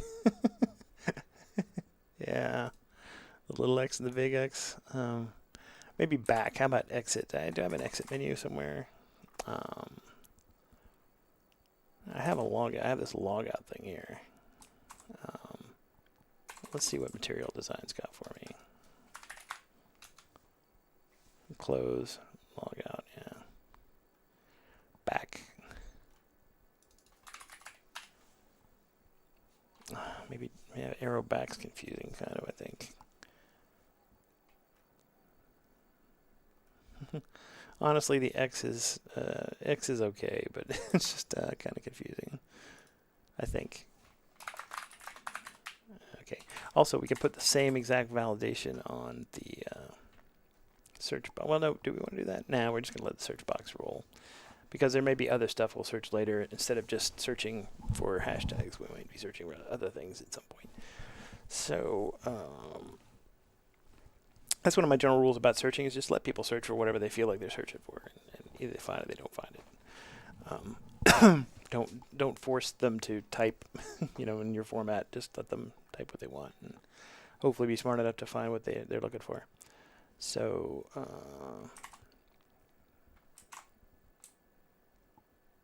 now we're going to think about the back end. So the back end, what does this look like? We're, you know, right now we've been doing the WebSocket stuff, the async WebSocket API for most everything. But, well, do we still want to do that? I guess maybe we do. Let me think about the logic of this thing. So it's like, every time the search box changes, the list could completely change. So it is really kind of a synchronous thing, but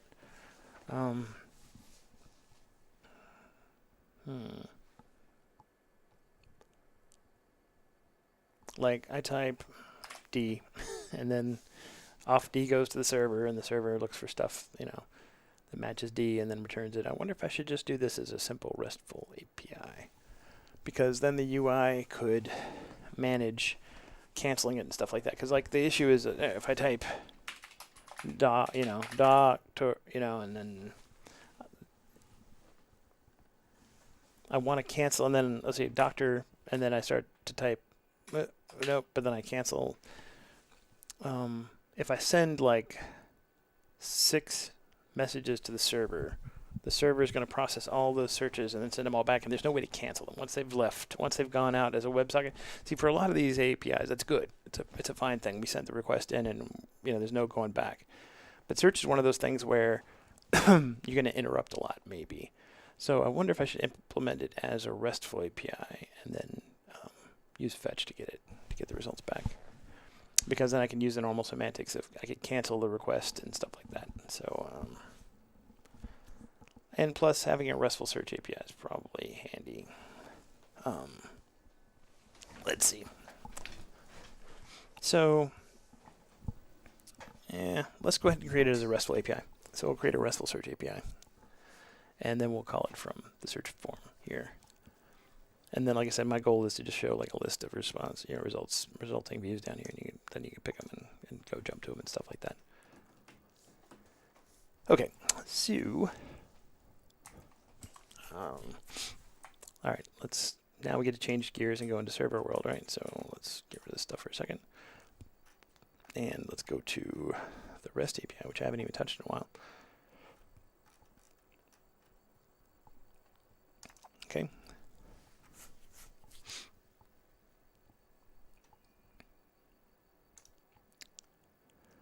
Now that is handled by, let's see, yeah, right here. So we've got we got the WebSocket connection, we got the login confirm, that's a confirm login thing. So we're going to create a new one called search, and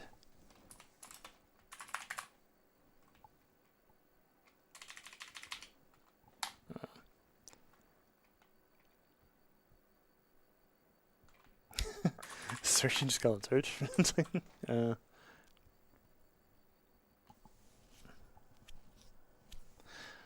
Here's the other thing. Well, let's see. So search by definition is, well, let's see.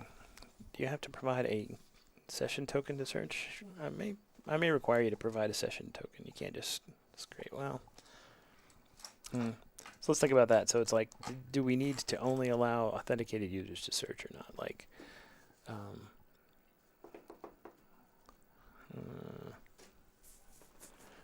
one of the reasons not to allow anonymous searching is just to prevent spamming and DDoS and all that kind of stuff. Like, you can go, basically, this person doesn't have a session, so no, you can't search. I am tempted to require the session to search, but yeah, because I can't think of any decent applications where you would want to search for something and you weren't logged in, because if you can't see it if you're not logged in anyway. All right, but anyway, so what do we call this thing? It's like let's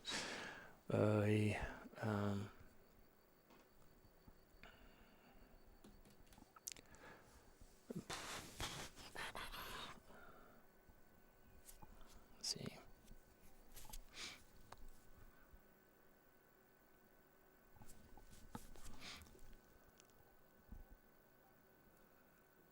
And also, the next thing I'm thinking is is search going to be heterogeneous? Like, can I search for users? Like, if I search for a user, can I get that back?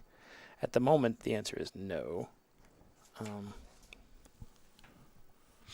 But I hate to kind of pigeonhole search into just being for views or whatever. What I was thinking is I could do something like this, like views,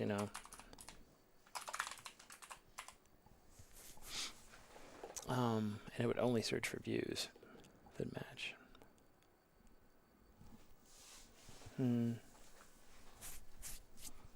Yeah.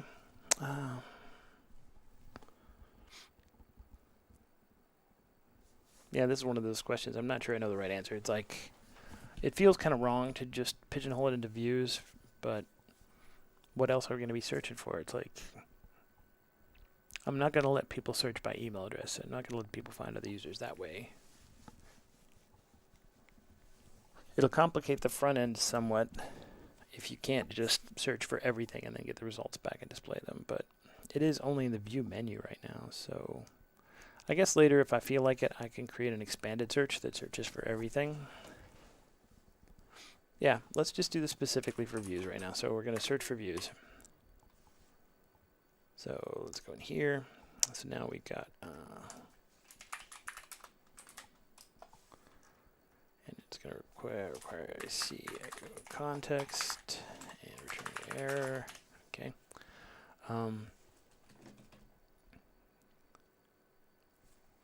Now in this case, I'm going to force them to pass in the their session as a query parameter, I guess. So it's been so long since I used echo, I gotta go look up the echo documentation again. Let's go find that. Golang echo documentation. Not that I'm obsessive, but I do want to. Okay, there we go. Let's see, request. Query parameters. That's exactly what I want. Query param. Okay. So there's going to be two query parameters. Probably there's going to be a Q, which is the query, and then there's S, which is the session token, right? Okay.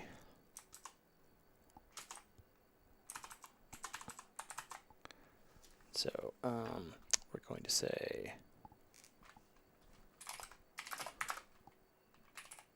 query param Q S. Let's see if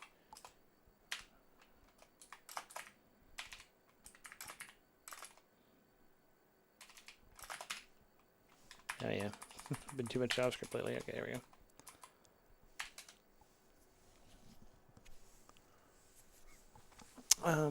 What do we return? I mean, an empty search. Well, let's see. First of all, let's authenticate them first. So.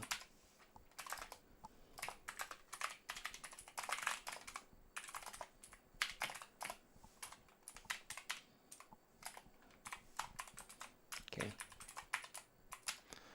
All right. What can I do for that? There's a way to sessions, right?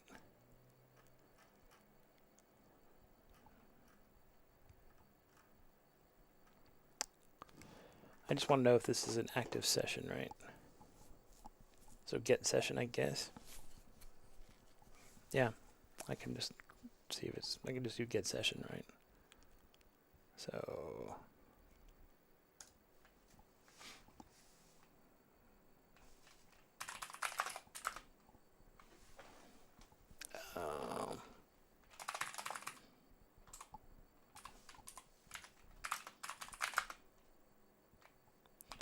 if session is nil,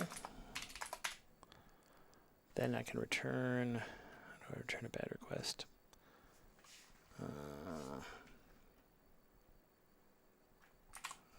Okay, I'm trying to remember how to return a bad request. No content, and it will be status. What is it? 403, I think, right?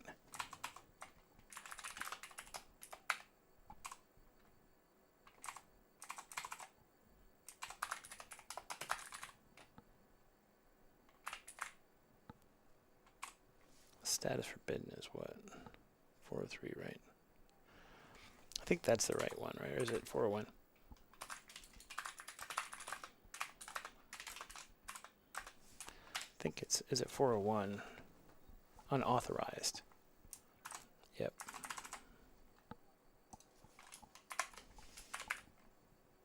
Unauthorized. Okay. So yeah, if you don't have a session, you can't get in. And if you send the empty query, let's see.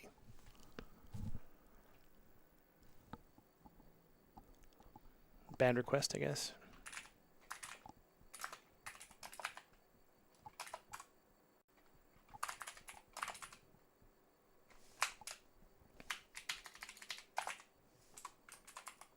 Okay. Yeah, because I'm not going to deal with that logic. I could send an empty result, I guess, but I don't want people doing that, especially me. Since I'm writing the code on the other end, I should be able to deal with that. So if I get an empty, I shouldn't be passing an empty query string in. Okay, so now we're ready to search. So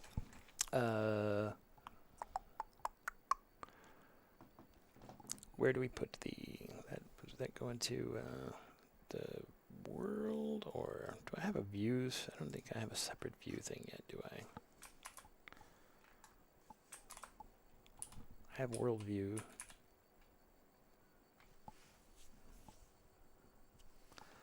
But I think in user I have a user something, right?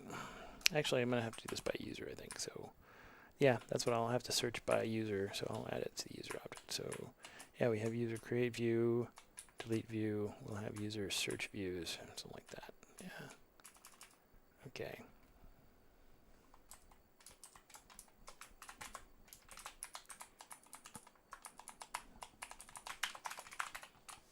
Search views, q as string, right? Okay. And then, can I do, let's see, Mongo, can I do case insensitivity in Mongo? I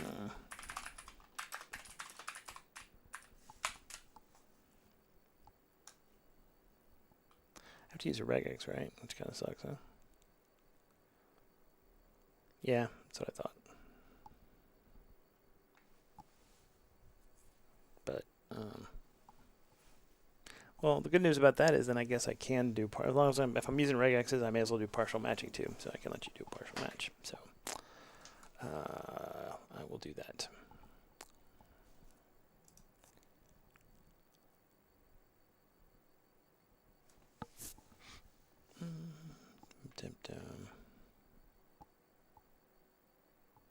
All right.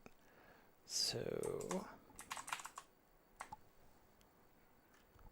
what are those documents? The document is user view, right? Yeah, user view. It has the view and the owner ID. Okay. So let's validate that I know what these look like in MongoDB. I believe that they're flattened. So that means that all the fields are promoted from the view to the, so if you look at the user view, it wraps a world view, but all those world view fields are promoted to the top level. So I can search them at the top level instead of having to go into them. Let's take a look. Yep. There's the owner ID, and then there's the privacy, and then there's the name. And yeah. Okay, all the cool stuff. Okay, so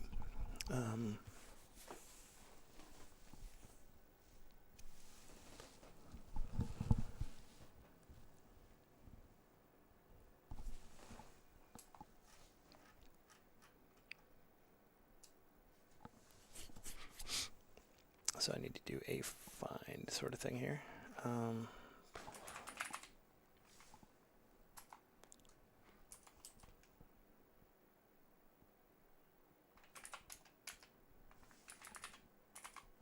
It's just find, right? Where did I do a bunch of finding? It's over here. Yeah, it's in here somewhere. Yeah, no, I don't need that anymore, I don't think, anyway.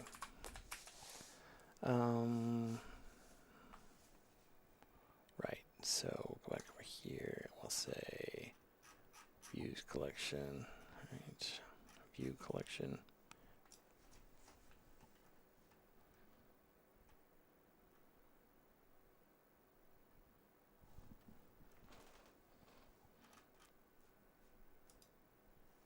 Yeah, we get the items back, and then I can do items next and decode them and stuff, right?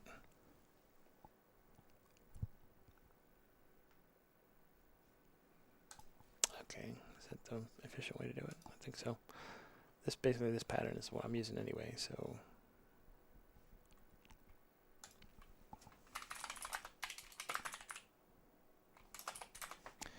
equals view collection dot find x, and the filter is going to be key will be first of all privacy.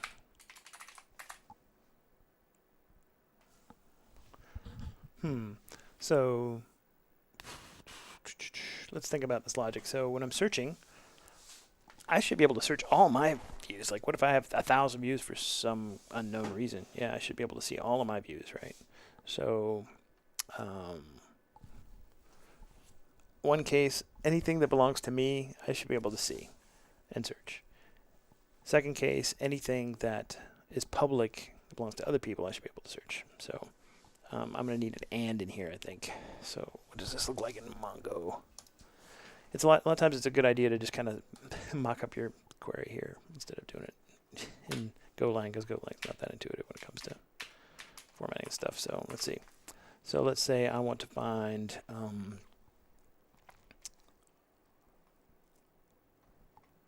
think I need the OR operator, right? OR, is that right? And then I'll find copy my. So where owner ID equals,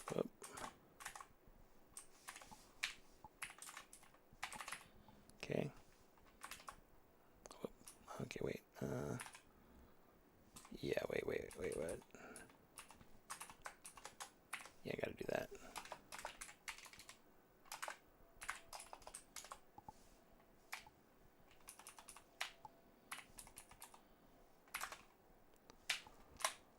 No, that's how it's corrected it. Let's see. So,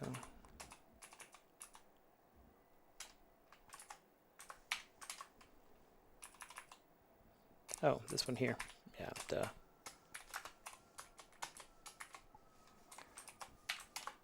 Okay, so that finds that. And then, okay, so this owner ID is like that. And what about regex? Not that one. Not that one. Oh, right there. Regex.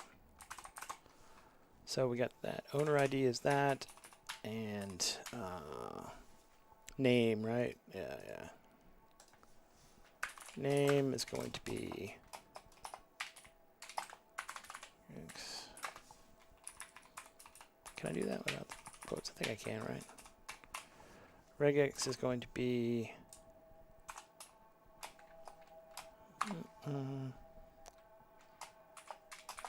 let's just say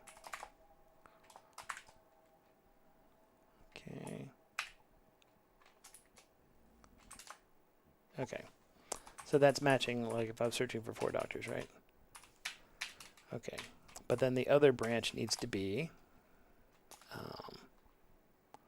privacy, right? Is equal to public and same with name. Or should I do and? Should I do and at the top and the or at the bottom? Then I don't have to duplicate that, right? Or find.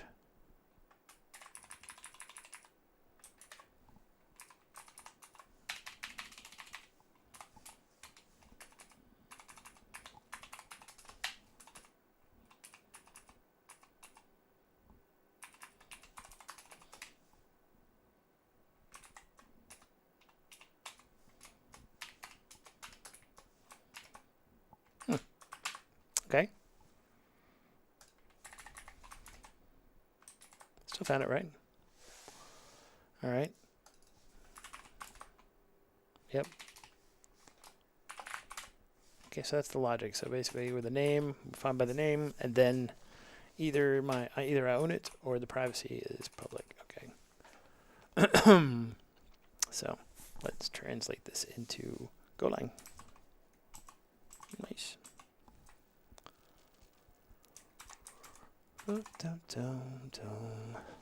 Okay. So we'll start with name. Yep. Name. And value. Going to have to end up being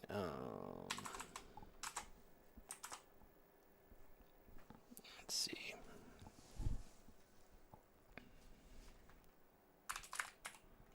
And this is another dictionary, right? Yeah. Key. Maybe regex. $regex. Value is going to be sprintf. And the sprintf will be, we're going to start, let's see. All right, let me think about how to do this in Mongo, in Golang. Golang, find filter with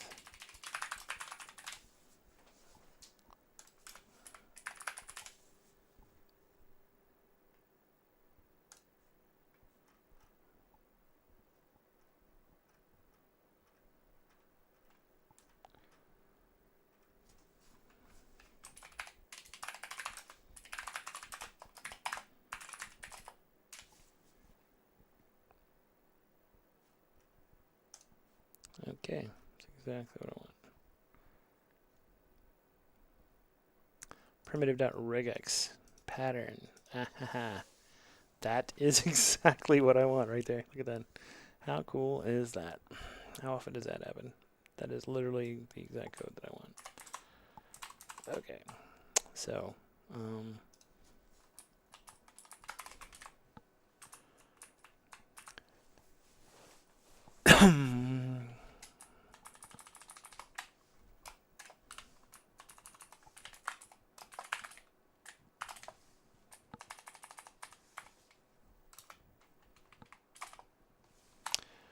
I'm trying to think. I don't believe there's any possibility of injection or anything here, because this query string does come from the user.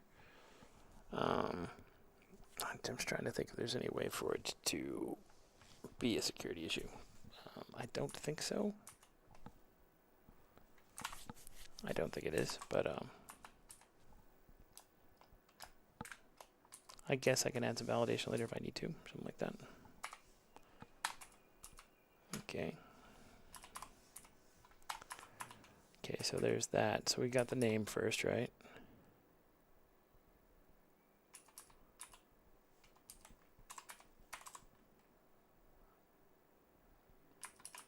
I'm just not trying to format this stuff, man.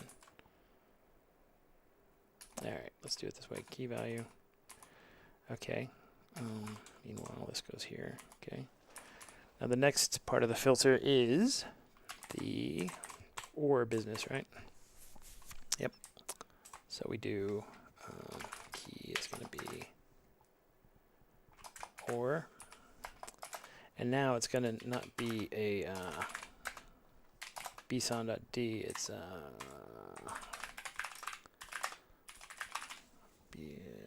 what is it?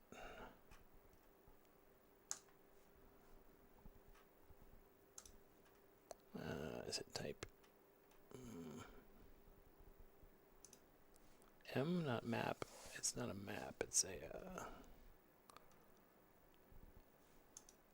do I just need to pass an array or something, or a slice? Is it a slice?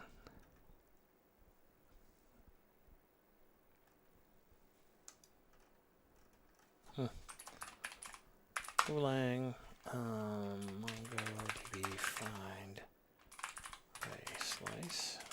Is it a slice of things?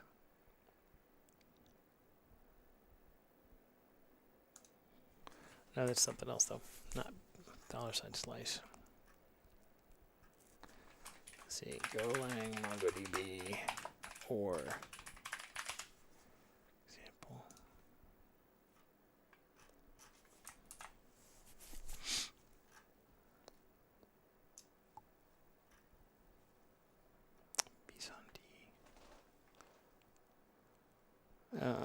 Okay. Bson A.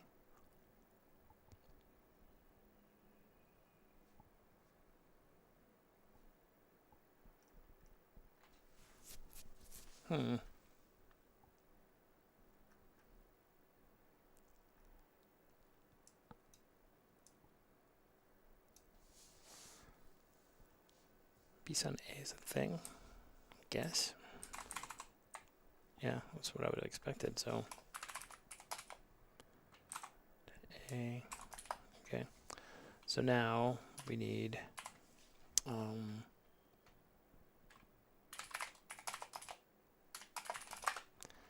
key is ID.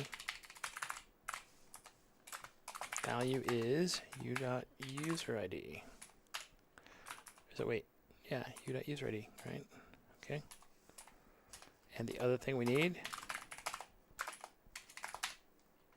key will be privacy value public. Okay, and save that off there. Commas all around, commas for everybody. No, I can't do that. Okay, wait. Yeah, I can. No, everything is broken. Declared name value. Yeah, it doesn't like that much. Did I do that wrong? Yep. Okay. Why is it complaining here though? Okay, hold on. Piece on D. Does that not belong there, maybe?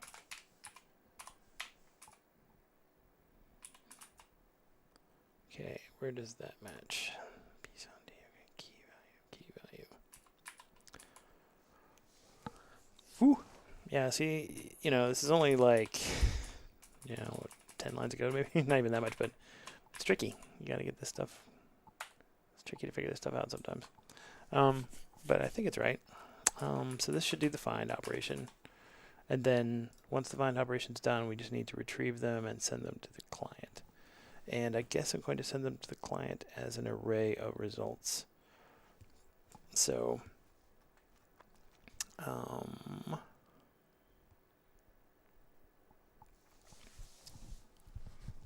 see.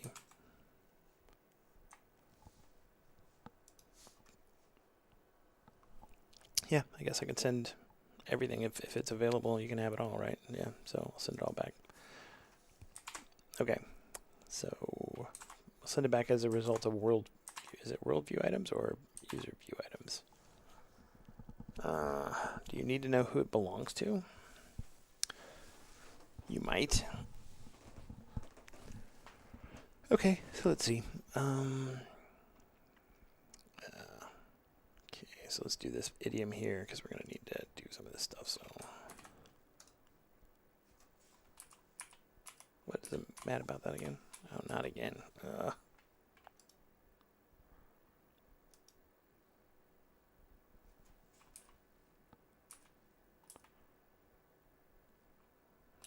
Where's my error?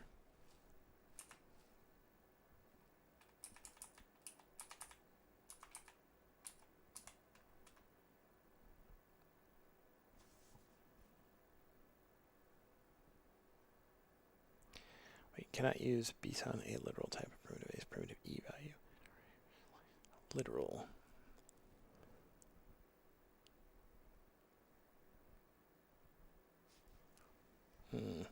Okay.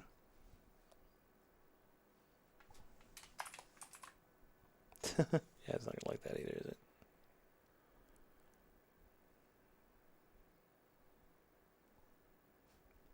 What have I done?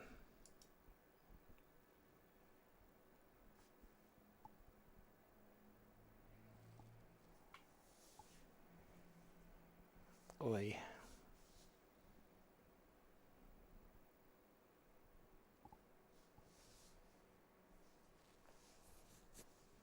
An M. Let's use an M anyway. Don't need to use a D.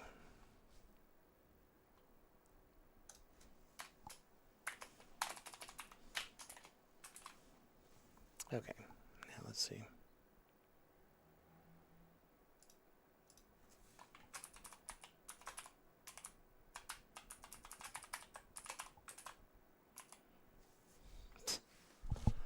Oi.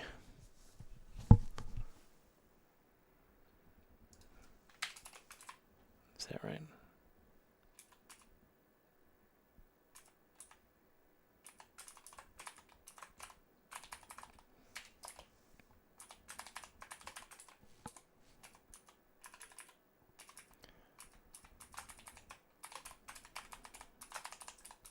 I'll be honest, I've never quite sorted out the use of these things, like the bson D and bson M stuff yet, and how this works. I mean, this syntax looks cleaner to me, but let's see. Is it going to work that way?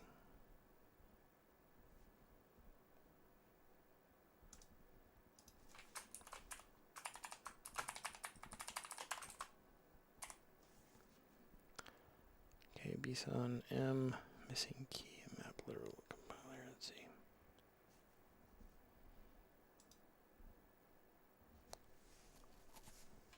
I think we do it this way, right?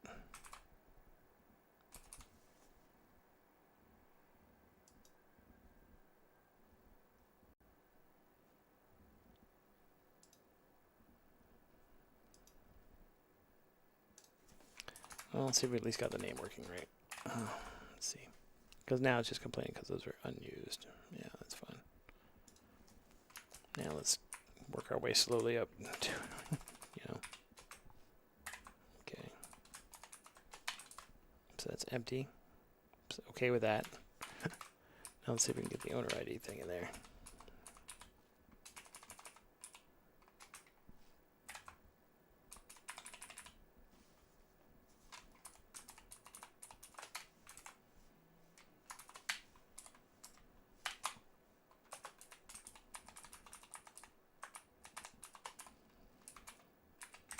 Alright, let's go find an example.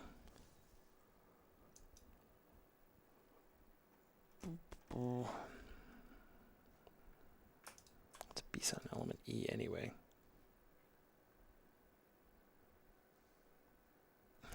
Represents a bson element for a D. It's generally an E. Usually they use inside an E. This stuff is unintuitive. Alright, let's see.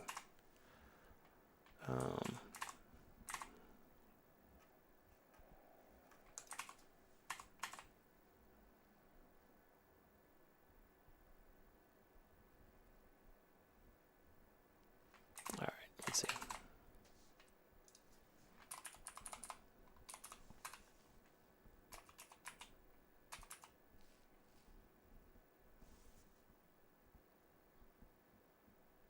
Okay, hold on. So this belongs there. This is extra. There we go. So, or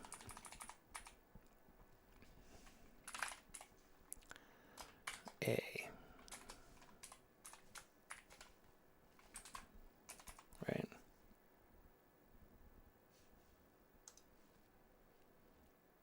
Okay. Now I think I can get away with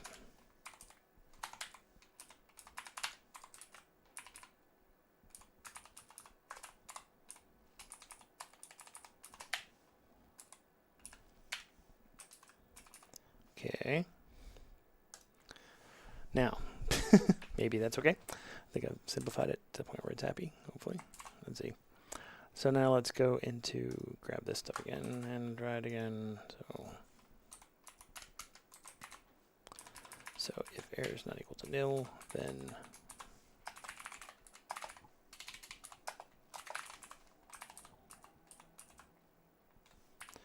I'll show the query as well.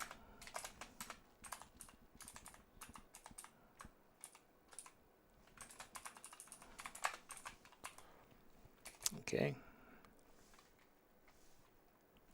Oh, so we want to do actually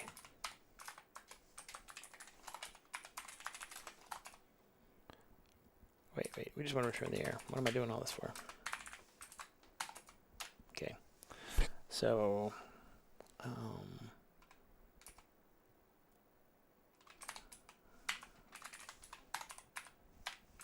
okay. And actually CTX, not context background. Okay. So now we need to get the results. So for each view. Okay.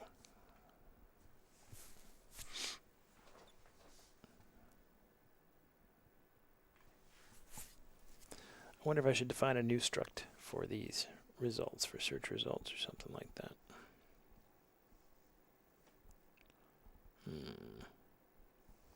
I could do that. I could create a search result response type, which would have exactly what I wanted in it. Maybe that wouldn't be a bad idea.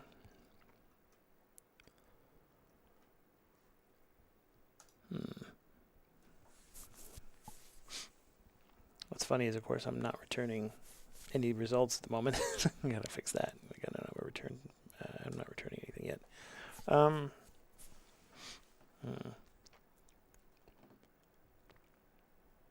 Now let's return. We'll just return user views and let the caller deal with that if they want to. So user views. So we're gonna return a slice of user views, right? So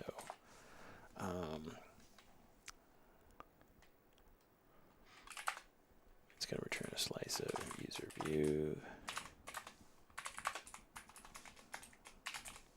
I like that. Okay, so now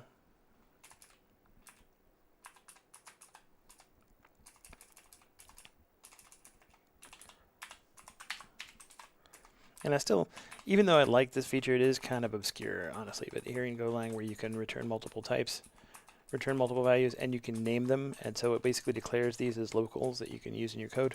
And then every time you call return, it automatically returns these predefined locals. So it makes your code kind of cleaner, but it's also a little tricky, and I don't like that part of it. But it's good enough. But see what I did here? Instead of, see, I instantiated a new variable here, views, but this one already existed because it's already defined up here in the return. So when I return here, it's going to return that empty slice, and then it's going to return the error. So, all right, so we defer our views.close, and then we next, right? No, wait, what? Where did I do that? I typed that somewhere in the wrong place. That's where. All right, let's do that. Okay.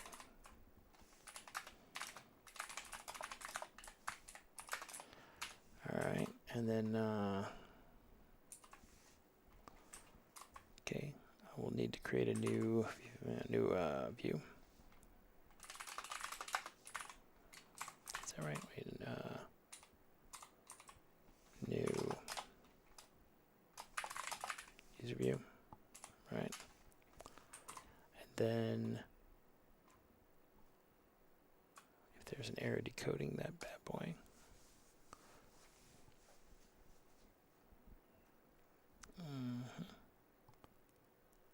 Wait, do I want to get all the items? I think there's a way to get all the items. Let's do that. That's cleaner than what I'm doing here, I think.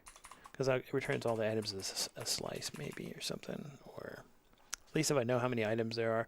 If I don't, I have to keep reallocating the slice, which, well, it's not the worst, but it's not great. So let's see. How do I do that? GoDB all matches. It's like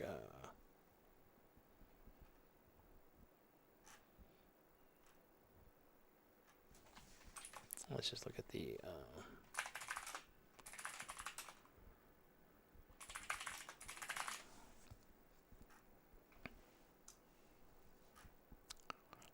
it's on the, I believe it's on cursor, right? All, yeah. Okay.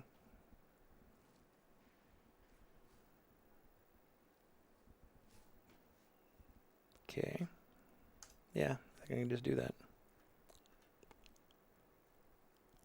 Results. Yep. I think, yeah, that's gonna be easy. Okay, so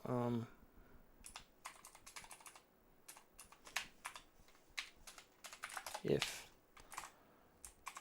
error equals use all context and yell.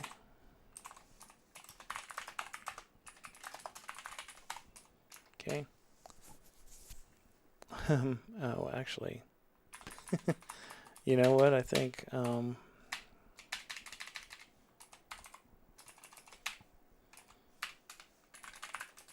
think it's that easy actually, because all right, error is going to be set, and the results will be set, and we just return. Okay. Yeah, literally that's it, I think. So now let's go back over to here. So now we got our query, we got all that stuff. We got our session. So now we can, we'll get the user views, and we're gonna have to marshal them into JSON. So think about how to do that. I think it's not that hard. Views.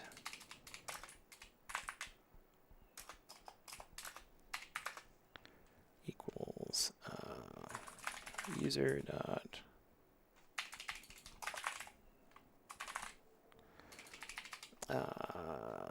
search views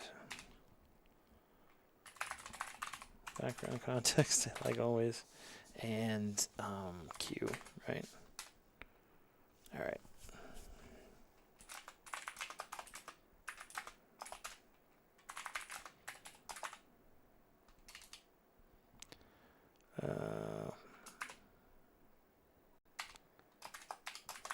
String content. What are the different contents? Let's see. Now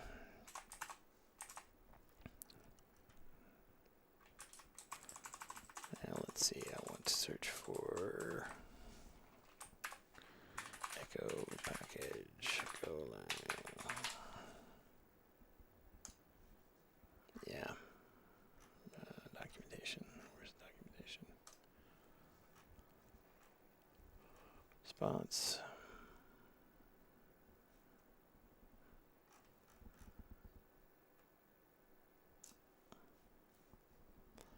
Send JSON. Let's see.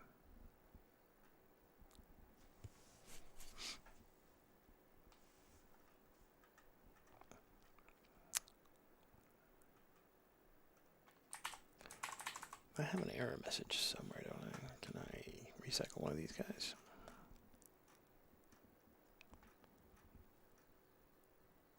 I can use the client message, right?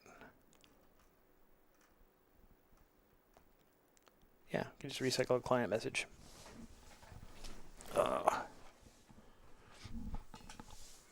So we'll make a new client message type.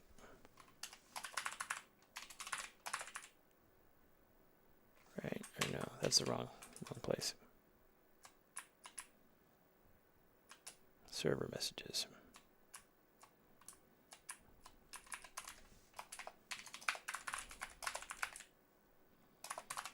Internal error message equals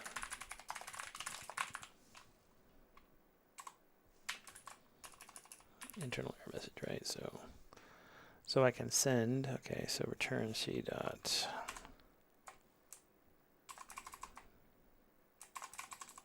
wait, what? I have lost my right there. JSON, right?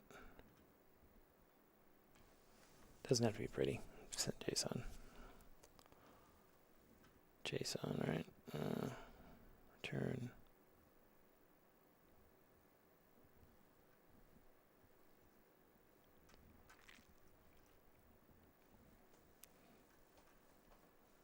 C.json, right? Status. Okay, internal error, right? C.json.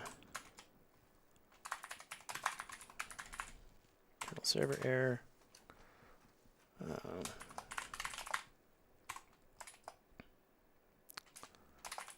Message. Internal error message, and error message equals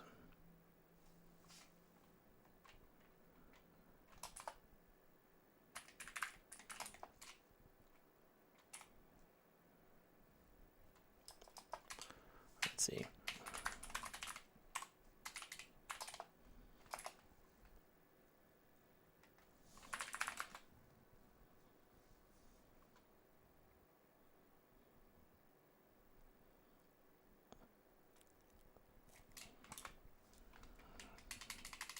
And let's just send the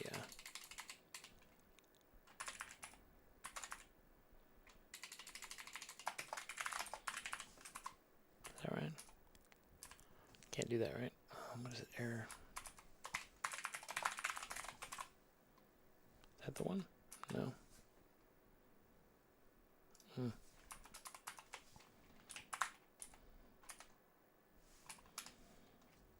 Let's convert.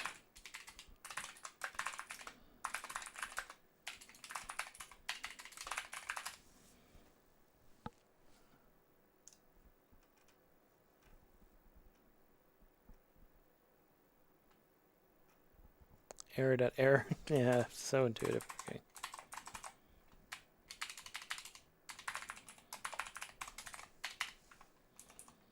Okay. Otherwise,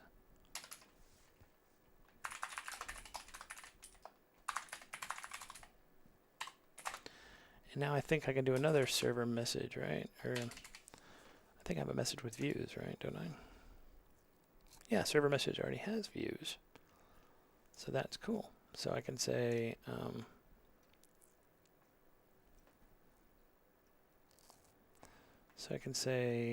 search results message or something.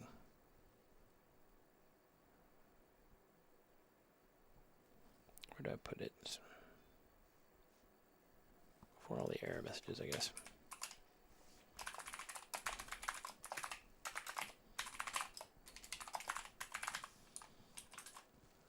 Okay. See, this is the formatting that I don't like, but that's fine. Live with it like that, I guess. Okay. Back over here, we will do server message. Message equals search results message and items. What isn't there in items? Or views. Views equals views. Okay.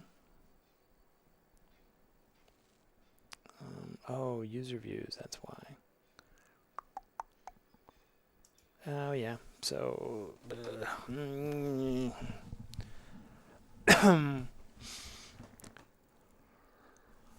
well, let's see.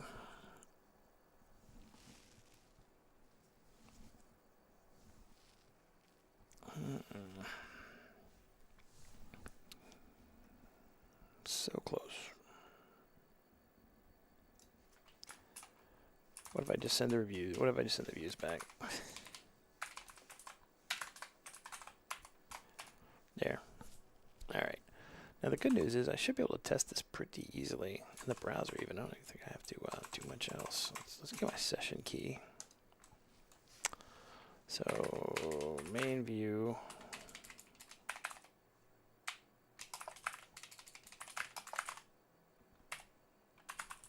How do I get the session ID? That's probably way back up here, right? Or if I just refresh, I'll see it, don't I? Okay. I want that.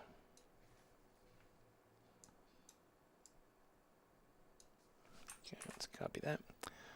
Now, well, first I gotta restart the server. Okay, so localhost oomdraw / search. It's API, right? API. See, what if I do that? Not found. Well, let's work out one thing at a time here.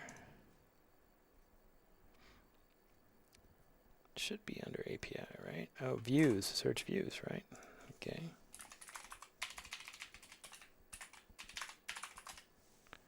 All right, we got an error. We got a 401.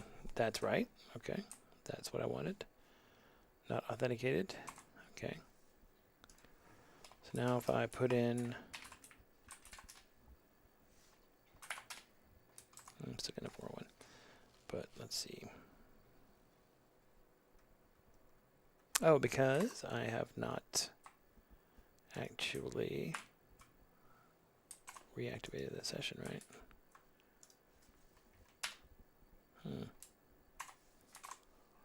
Let's see. What's my session key?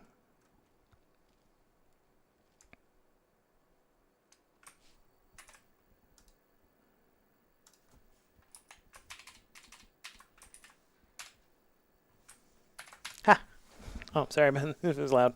Okay, it worked. See, so now I'm getting a 400, right? Which is a bad request, which is what I wanted. And now let's just do a query, which is bogus. And it should return an empty array, though, actually. Well, am I getting a 4? Am I getting a 401 still or something? Or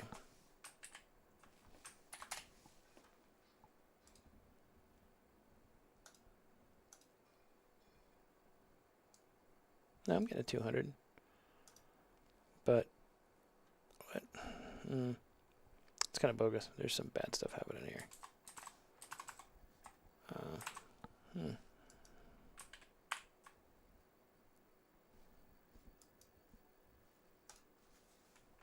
Oh, it is failing. Why is it failing? 401 again. Okay.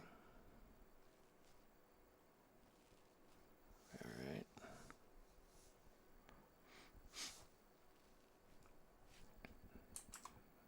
Okay, let's check our logic here.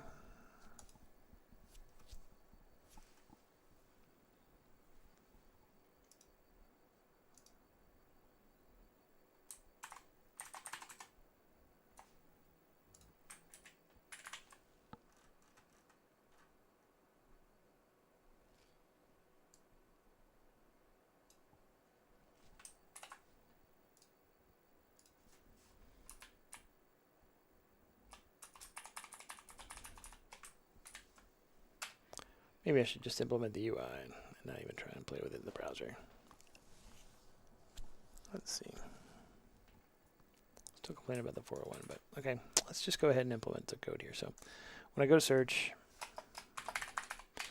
whenever this input changes, I'm going to send a request to the server, and when I get the response back, I'll display them. And if I interrupt it, then I'll have to cancel the previous request. So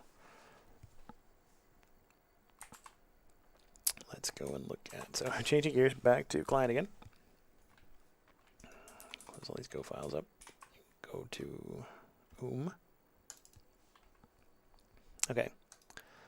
So we're going to want to handle the input event on that search box. Right. So when, okay.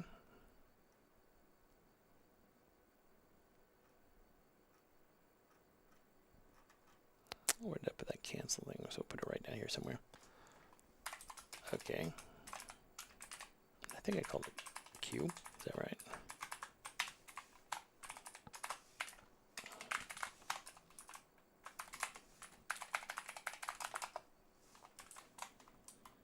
Make sure I got the right thing. Yeah, Q. Okay.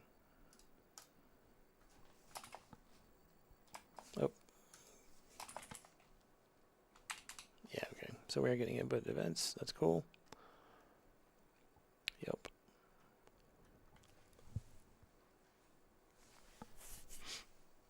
All right. Boop. All right, so whenever we do that, we're going to want to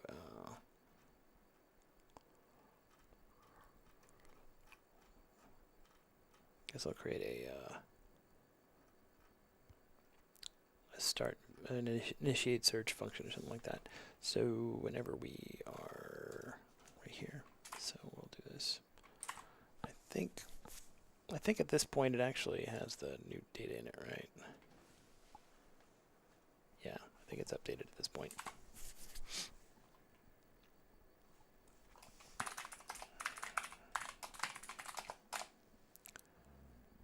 Search. Okay. Okay. So initiate search.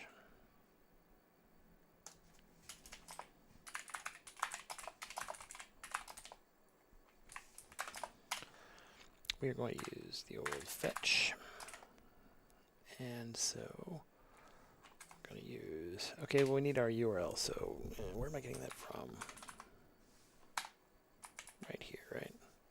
Yeah. So similar logic to that.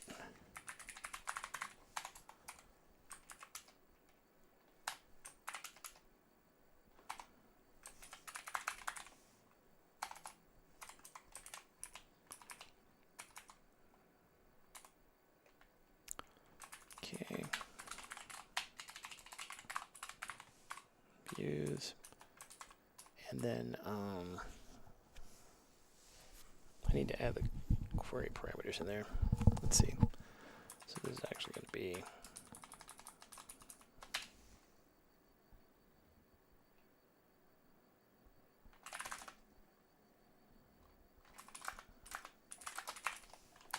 create a new URL from that.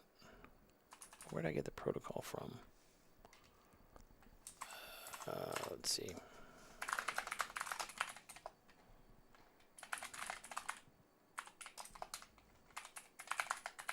Yeah, protocol, right?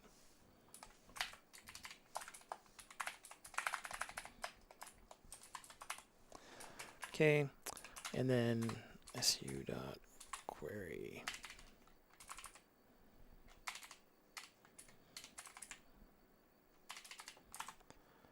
I have to relearn this every single time. Search params dot append or set. Yeah. Okay. Set name value. So set s, and then we need the session key somewhere. Let's see. I'm wondering if I should. Should I wrap this in a utility function on the view, on the parent view itself? I probably should, because this is probably going to come up again where I'm going to need to call and need to do all this processing stuff.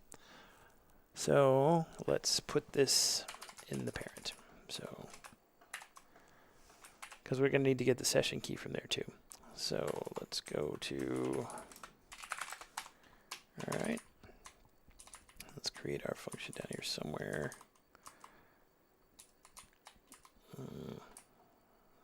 Like call it on call API or something like that.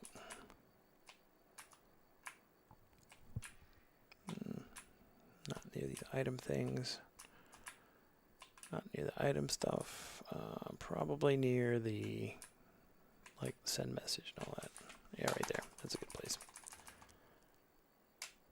Near the CDN URL stuff, maybe. So call REST API path,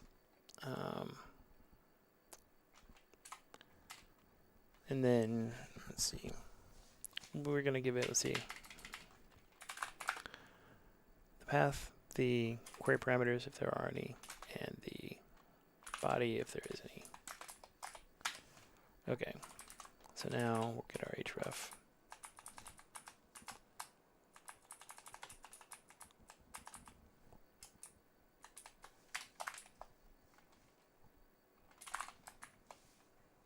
Okay. Now we need our session ID. Where do we keep the session ID?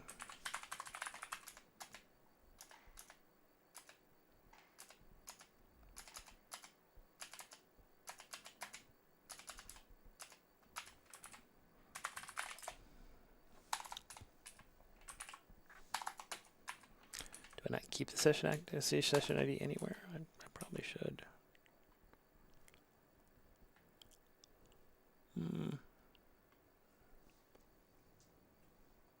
Okay, let's see. Do I have session inactive too? I know I keep it in the main, but I don't want to go that far up, so.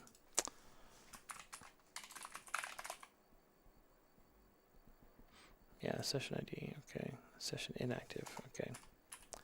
So I will want to capture that too. Okay, so now we've got this. Session active, I'm going to say this dot session ID equals message dot ID, and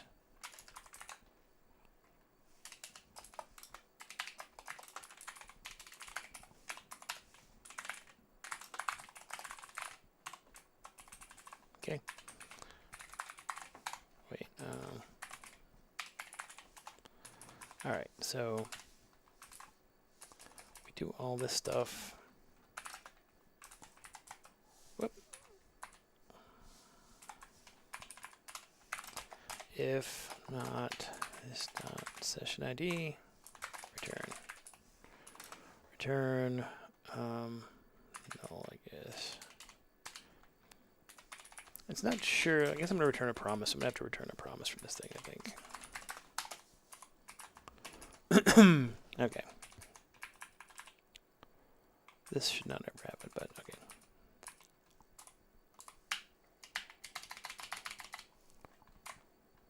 So now we return fetch. Well, actually, let's see. Does this have to be async? I guess not necessarily. So we're going to fetch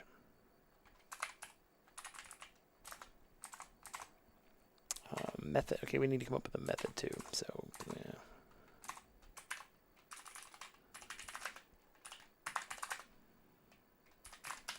And it's going to be fairly easy.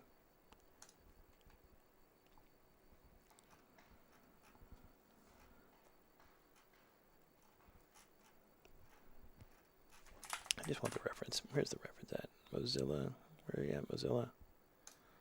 There we are. Options, right? Yep. Okay. So method is going to be equal to,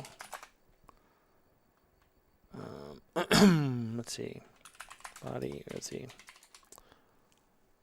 How do I want to do this?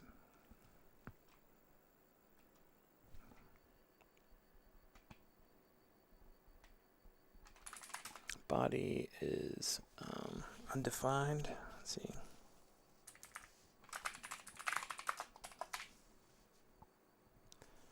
Then we're going with get. Otherwise, which is not technically correct. You could technically post a body with get, but that's dumb, so we're not going to do that. Otherwise, it's post for now. And the body is going to be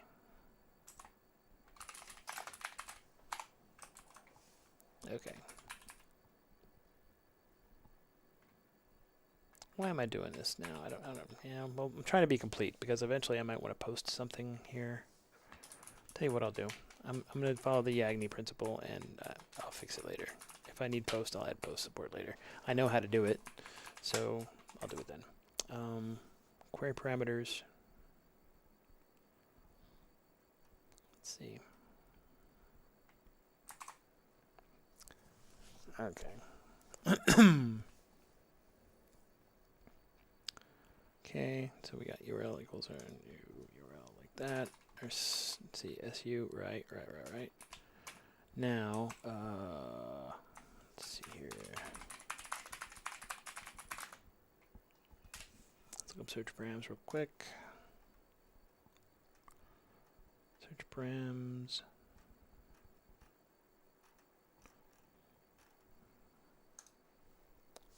URL search params do what?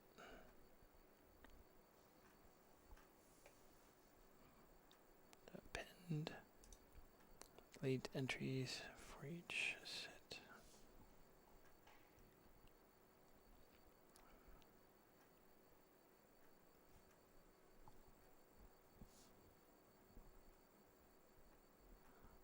Okay, so I'm gonna have to go through them manually, but that's fine. That's fine. I can do that. So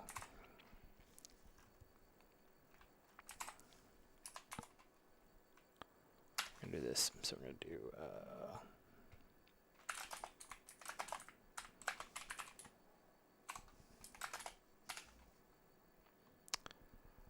see for each. Can I remember how to do for each? I've completely forgotten. JavaScript for each.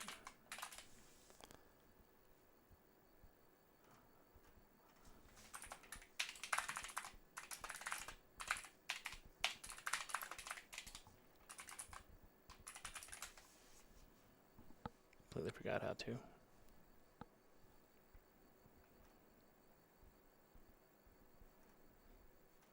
Wait, for as, right? for of or something. I think it's for of. mm.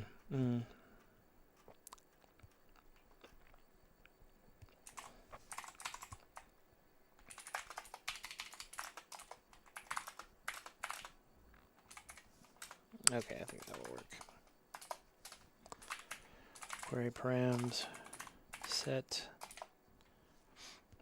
Is that right?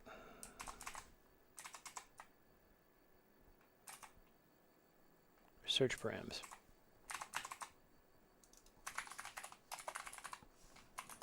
Params.set. K, QP, K. Okay, so we'll set the, or append. I'm going to do append. Because it shouldn't matter. Technically, okay, the difference is set will overwrite any old versions of that with the new version, like with the new value. But append will let you have multiple values of the same name. But the problem is, of course, I'm passing in an object, or I'm expecting an object, which is not possible to represent duplicate keys. So it shouldn't technically matter, but I'm going to leave it like that in case at some point in the future I created an object that actually, or I passed in an object that actually supported duplicate keys. So let's see.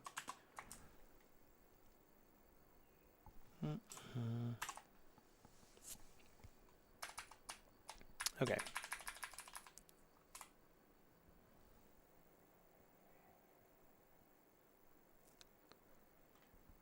I think the next project is going to be more visually interesting.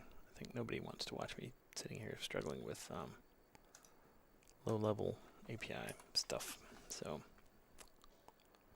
all right. So we're passing this in here. Okay. So now initiate search.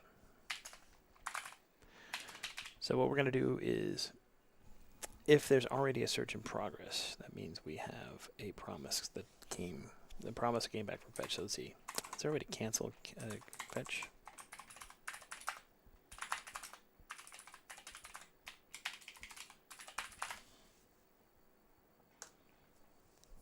Can you cancel a fetch request?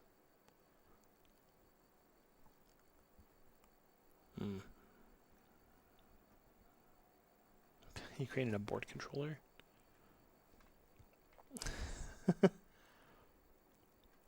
This is really, really terrible. Okay.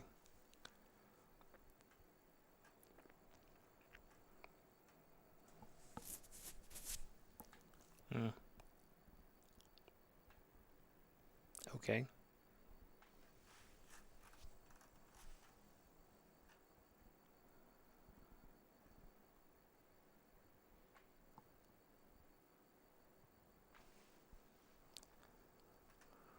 Okay, so apparently it is possible to abort a fetch by doing this. So, okay.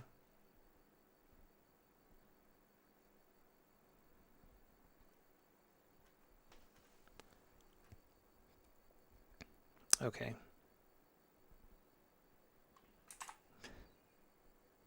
All right. So,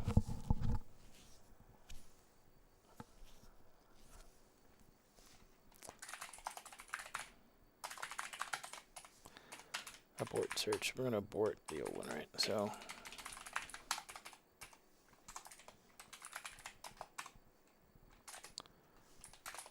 the problem is it has to, yeah, okay. It's always tricky. It's always something.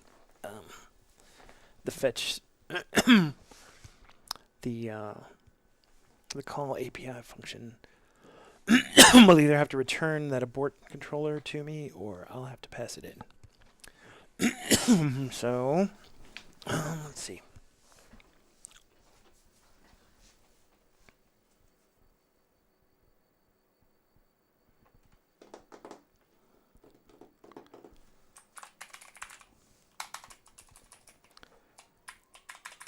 I guess I can just return a tuple or something like that.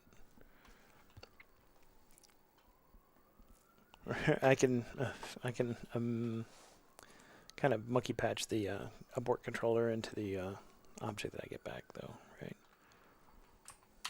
Let's see.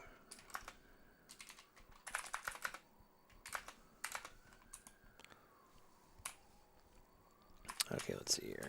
Let's implement this logic and see how this goes. So, what do we gotta do? Create an abort controller.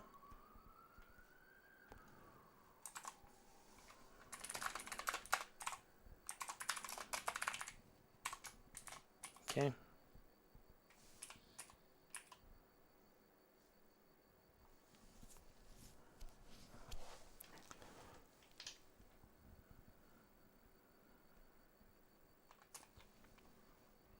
So we got a new abort controller, and then we can pass in the signal here.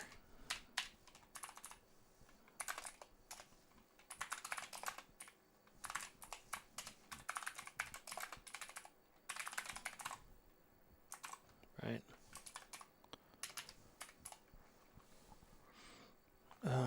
P dot.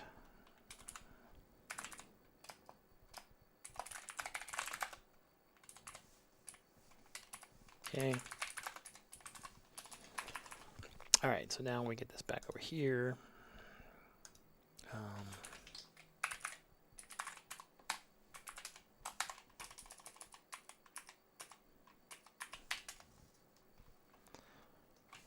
Let's see.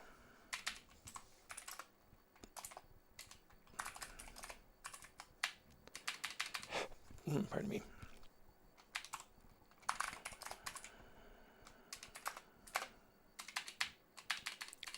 If our search promise is undefined. Okay. If it's not undefined, then we will abort it.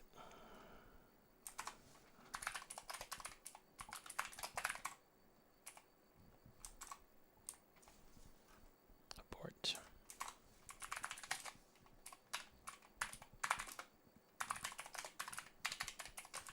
And then we delete it from the object. Okay. So that will handle the abort case. All right. So now all we've got to do is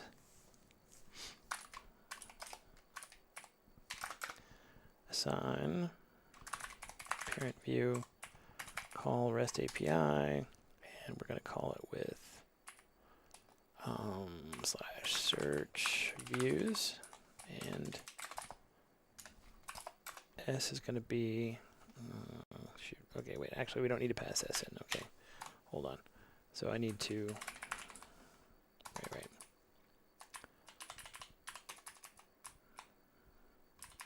right. At the end, I need to add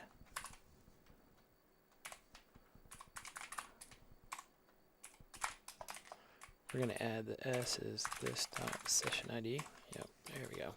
Okay. Okay, so now Q is going to be equal to Q. Actually, easy enough.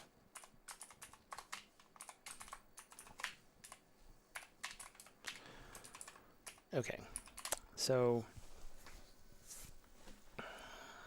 we do want to do something, obviously, when it returns, when the search results come back. So this dot SP, then, right,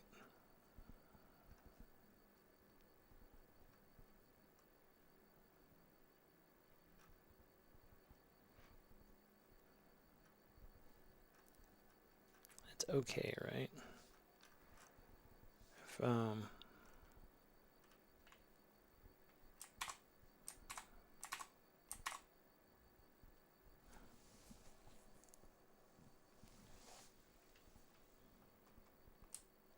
okay.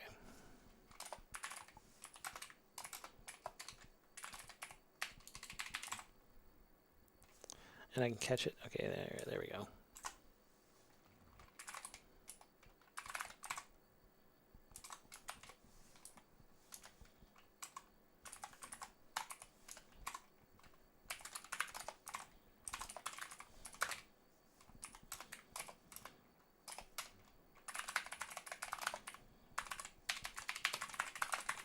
Search results. Okay. Catch.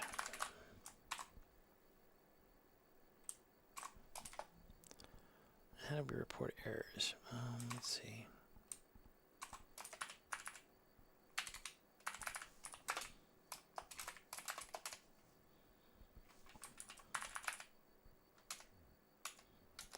Yep, error, that's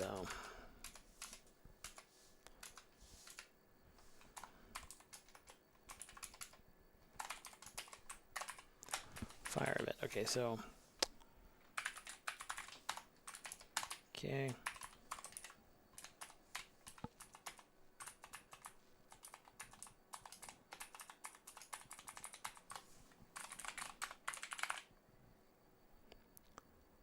Search error.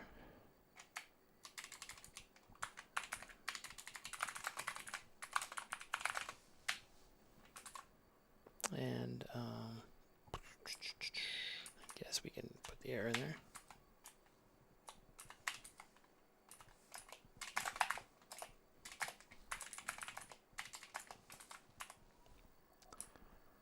All right. Okay. That should get us somewhere. Let's see where we got. All right. First things first, not iterable. Right. Because yeah.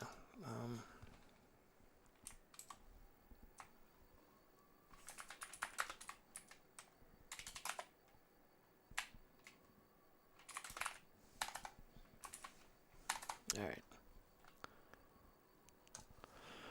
Can't believe I forgot how to iterate over a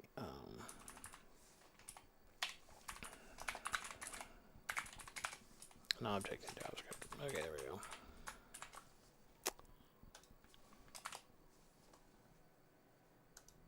Search results. I don't know what happened there. What do we got?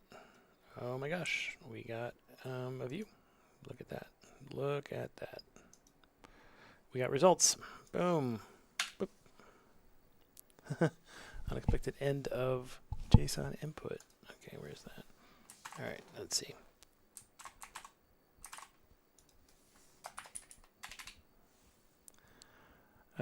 So we're getting way too many errors back, obviously. Abort error. Okay, so the abort logic I think is working. Let's go ahead and do some filtering here in the error handler. So we'll do it in the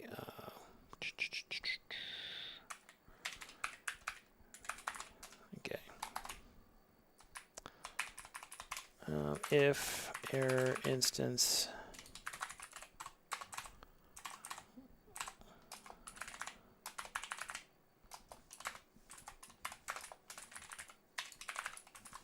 we won't report that. So let's see here.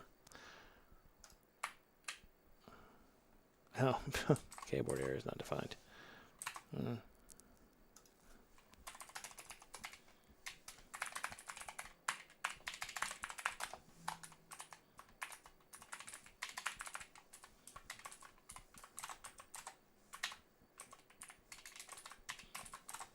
Okay.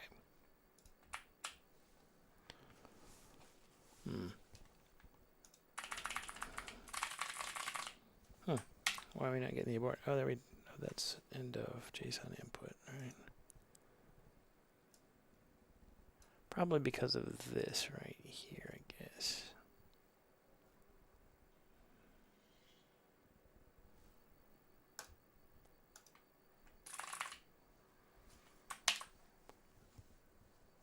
Because we got that 400 back. So that's where you want to do this OK thing, right?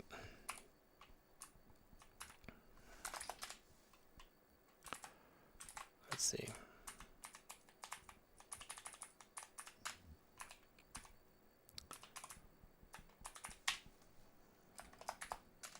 If not OK.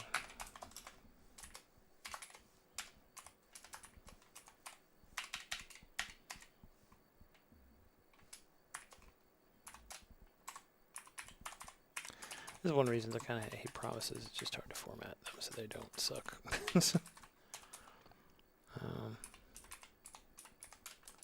Like that. Okay. Yeah, so we did get an upward error. So what does that look like in there?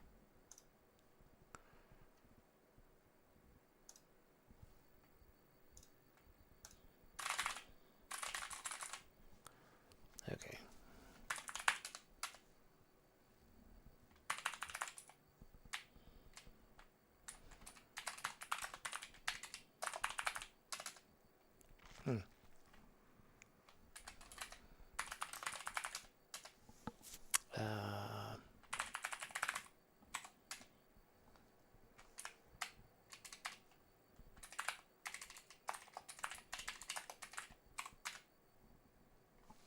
DOM exception, okay.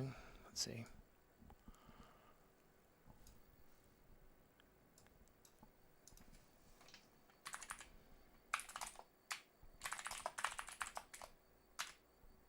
Oh.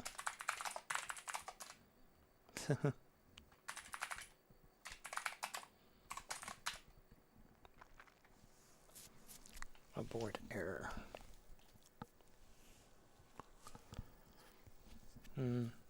Maybe I should just log these to the console and never tell the user about them. I'm thinking like that. Because so far I haven't seen an error that I actually care about.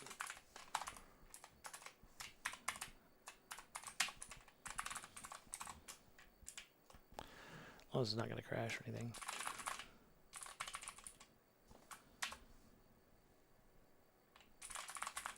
Okay. Search results undefined. Okay, so I guess when it's an empty slice, we don't get anything, you know?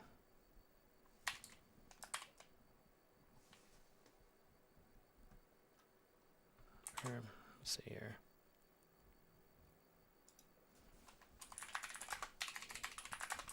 Let's do that right. Okay, there we go.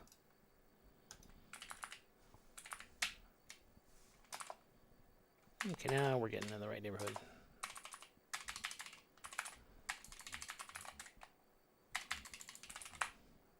Yeah, okay. So, we're getting some results. So we can start displaying them, I guess. Let's do that.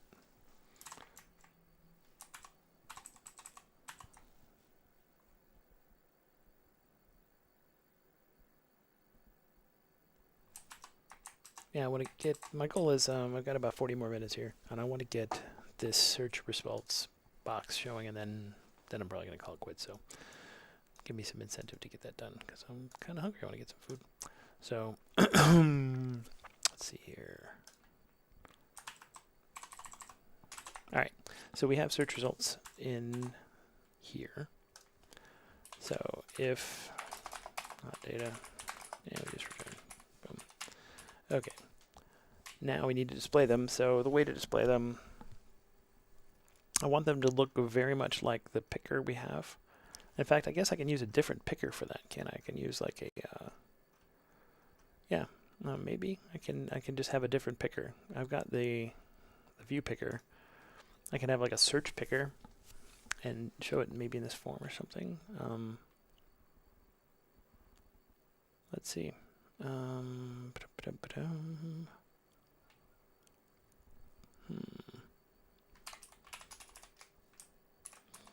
Yeah, let's see, what if I have like a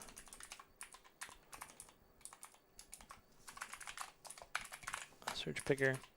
Now the thing is, of course, now I'm going to need to display these guys at the same time. So X VBox.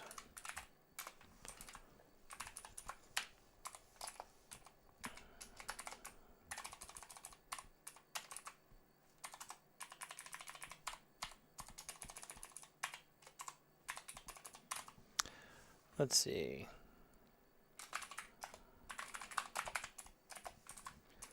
Let's find where I've referenced this search views ID. Yeah, that's correct. That's correct.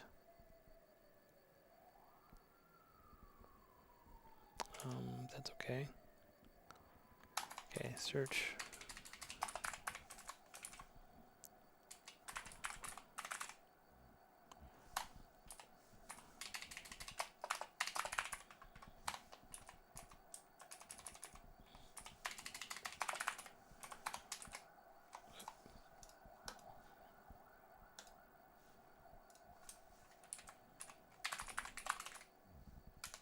Okay. So we did some surgery there on the structure. And it's broke. Broke it all. So let's see what I can do about fixing that.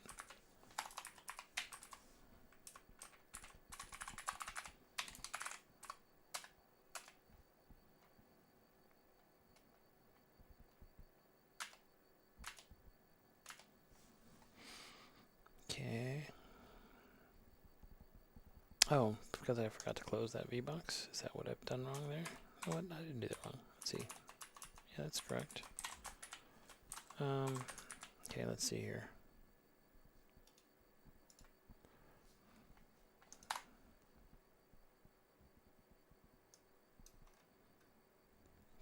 Close that up there.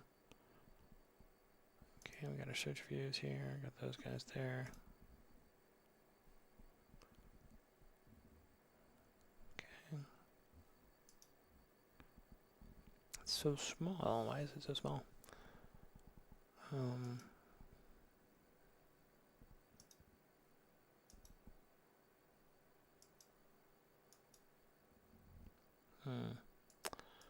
Is it because it doesn't have any dimensions or what?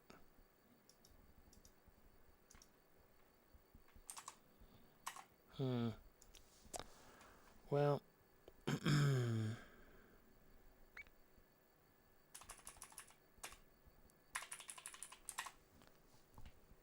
why didn't this go away? Oh, I know why, because there's a picker there. Okay, that's right. There should be a picker there, but why did my form go to 0?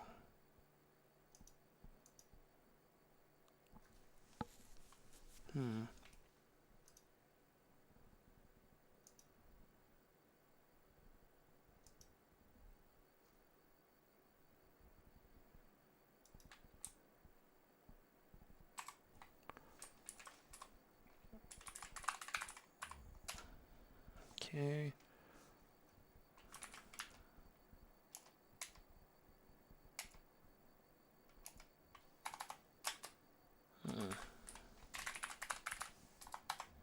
Yeah.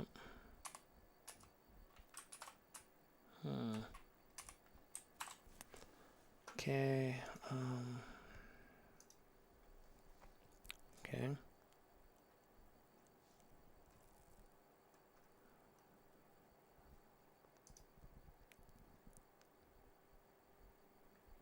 Oh, why is it displaying none right now? Okay.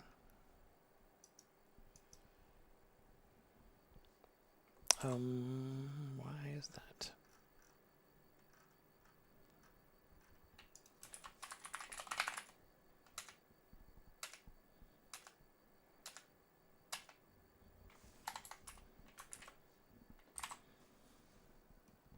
Like display none. That's crazy.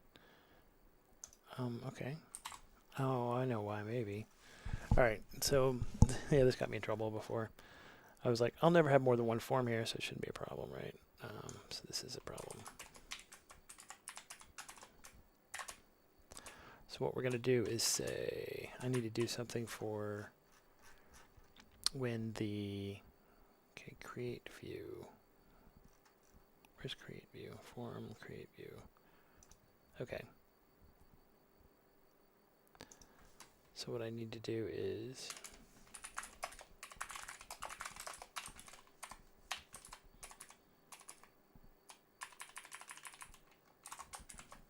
okay. So that does still work, and now that kind of works. Okay. This still looks not great, but we'll get there. Okay, so we're going to put those guys, let's see.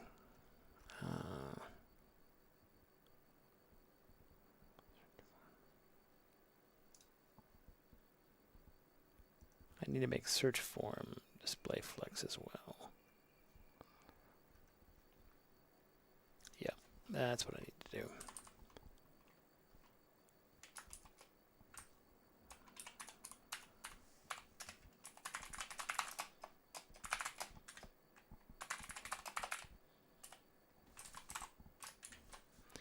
Okay, now that looks nice again.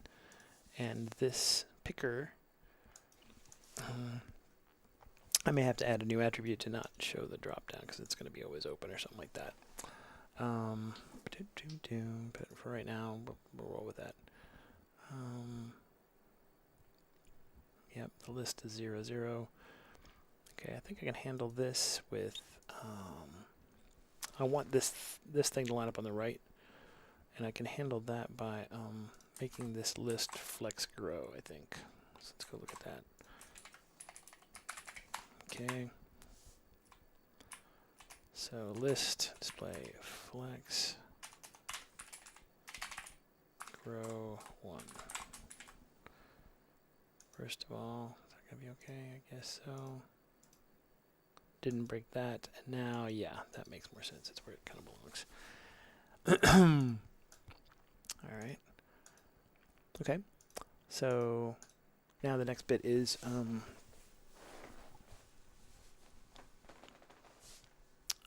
I guess I'm going to populate that thing with views, and then I can deal with removing this expander, because I mean, it'll always be expanded, I guess. It's not going to be a big thing.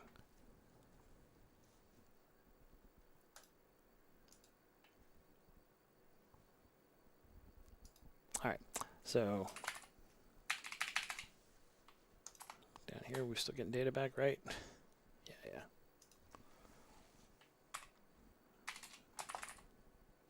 Tons of errors, though. I don't like those errors. I guess it's because of the abort. Oh, and I'm getting that 400 bad request thing again. So I need to do that. I do need to add in something not to send the query, like initiate search. We're not going to initiate search when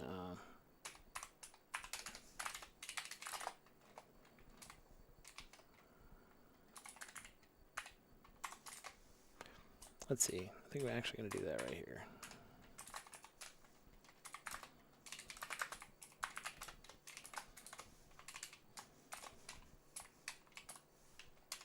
If not Q.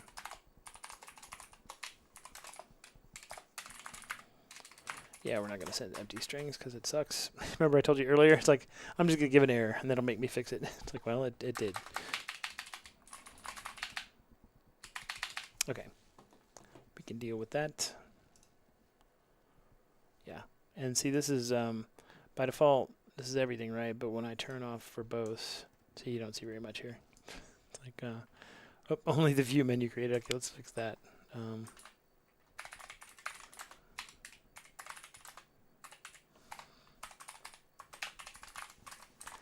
So, like, normal users will not see that much, but when you're debugging, see plenty. So that's good for me. Okay.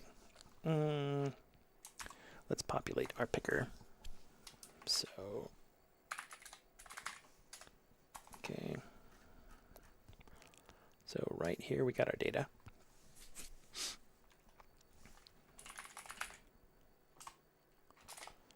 For each user view, right? Yeah. Right.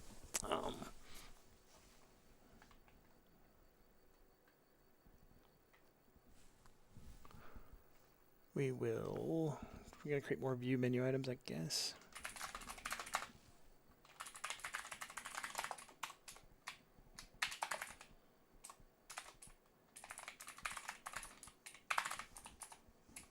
Right.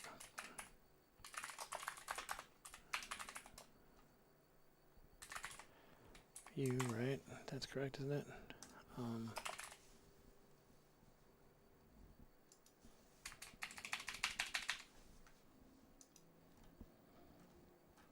What happened here?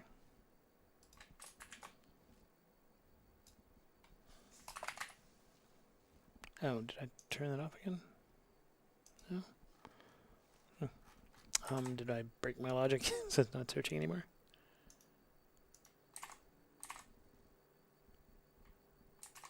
Oh, wait.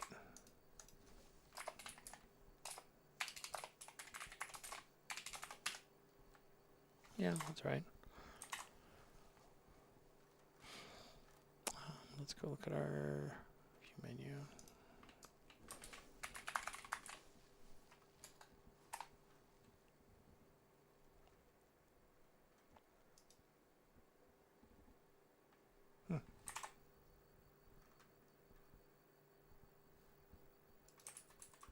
Oh.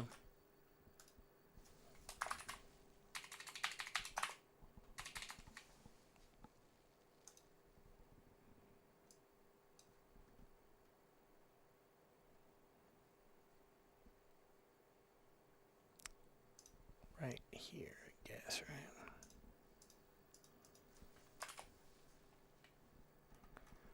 Okay.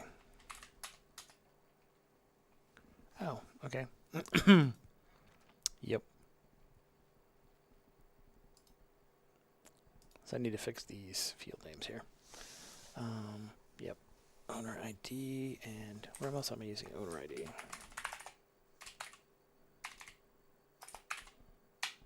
Nowhere, but let's clean that up. So see what it did, it carried through the default capitalization. This bit me again. It's like I really should have just, in the beginning I should have decided I'll use the same field names for everything no matter what, but I caved into the lowercase convention and now it's costing me. I really didn't care. I could have used the same names, and that's kind of dry, you know, if you ask me, is just keep the same field names for everything from front end to back end into the database everywhere. So, yeah, and now I'm paying for it. Peer pressure, let's see, go in here and, right, I need to put JSON in here, JSON,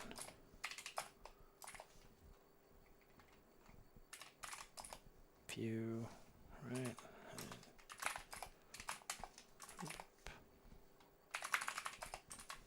okay, now we're gonna kill this, start that. That. Okay, now what do we got? That looks better.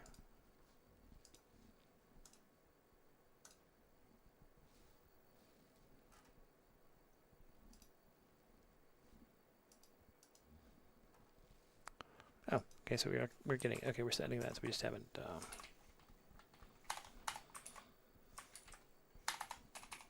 and now what do I call this one? Search picker? Search picker? Yeah, search picker.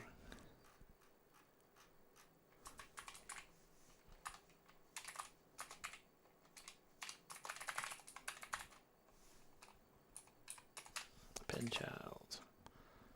BMI. Alright. Okay.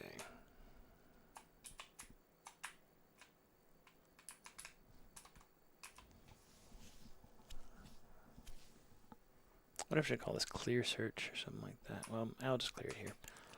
So what I need to do is empty out that control too. So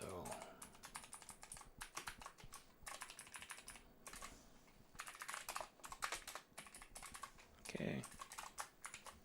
Now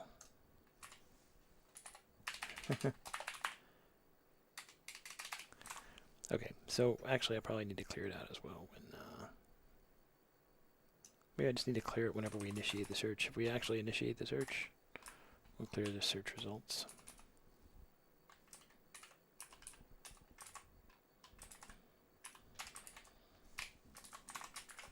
Okay.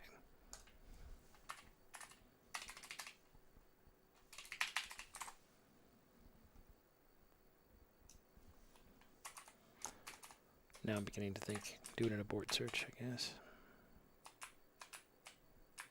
And now, just do it right up here.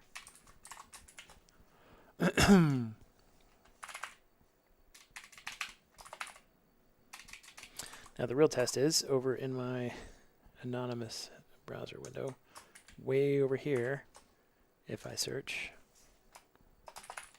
yes, I can see a view that is actually, that belongs to another user, which is cool. If I click on it, anything can happen? Nah, because I don't have a handler for that yet. But, all right, let's see. That shouldn't take long. Let's do that. So when I click on it, I'm basically going to add it to my regular view menu. It's going to show up in this menu here and jump to it. Now, it won't stay there. And that's an issue I have to talk about. But what I'm thinking is basically once you've jumped to a public view like that, if you want to keep it, you got to do that. If you do that, then you can have your own copyright. So I think that's the solution for that. Okay. I'm kind of pleased. Let's do this. So when I click this, it's going to add it to my normal view menu, and it's going to jump there. Okay, so I need to add a handler for the search view picker, the search picker, right? Let's go back up here.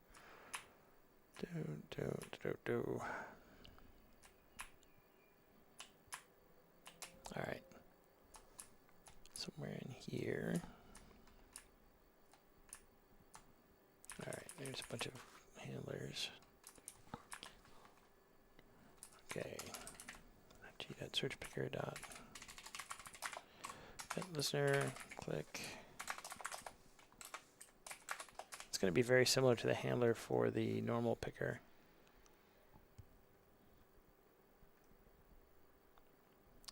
Yep, the view picker right here, right?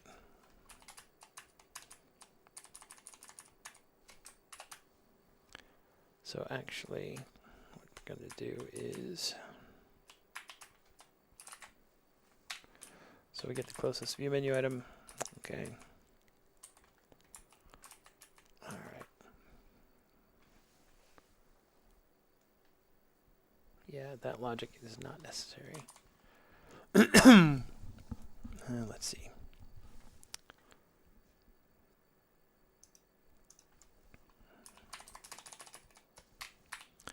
So what we're going to do is g dot view picker dot pin to child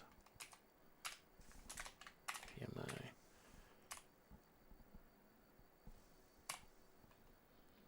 insert before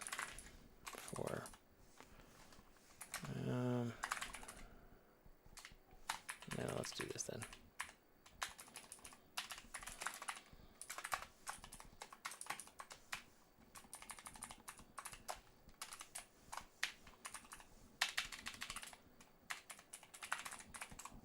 Okay, so we're going to insert it at the top of the list, and then we're going to select it.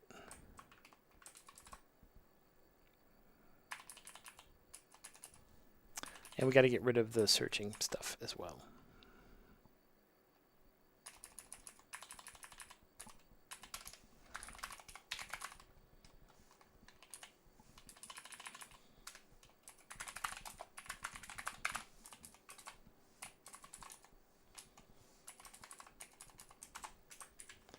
Okay, so let's see how this works. Boop. It kind of worked. Didn't close the search box, but, and let's see, we do need to check, obviously immediately I realized that, yeah, I already have that one in there, so we need to see if it exists. If it exists, then we use the one we've already got, so we only add it if it doesn't already exist in the list.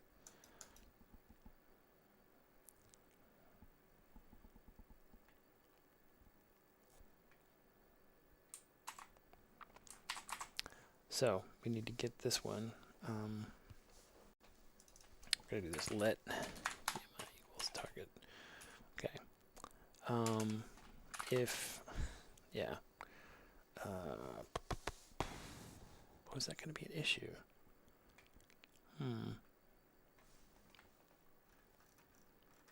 Now it's possible I'm going to have duplicate IDs, right? Let me think about that. Because these pickers, yeah, that could be a thing.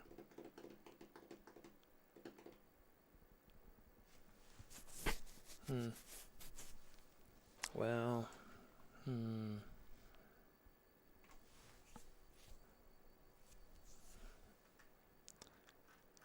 yeah, that could be an issue. Those IDs will no longer be unique because I can have duplicate items. I can have the same menu item in the search picker and in the view picker. But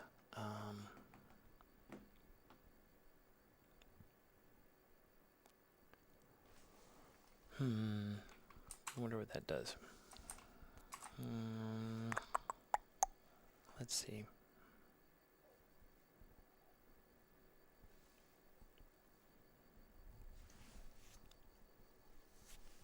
I can just kind of query it, not by ID, not using an ID selector, but using a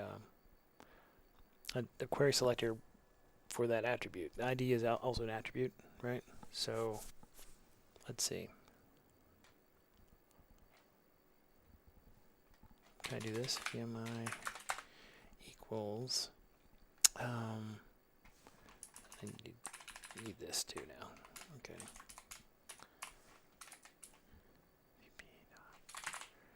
Query selector.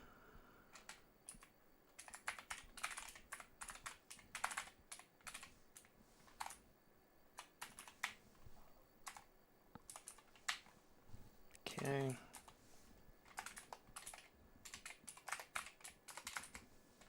Okay.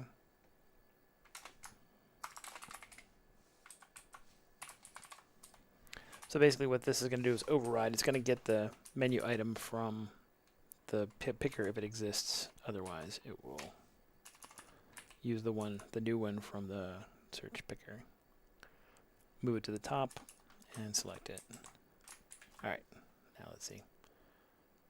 So we will search for Tom again. Tom Baker. Boom. Now, that didn't close and it still bugs me, but we'll work on that in a second. Dang, it's still there too. Alright, well, did I refresh? Is that, no, I think I did, right? That's annoying. Let's figure out why it didn't close. Searching. Why didn't searching end?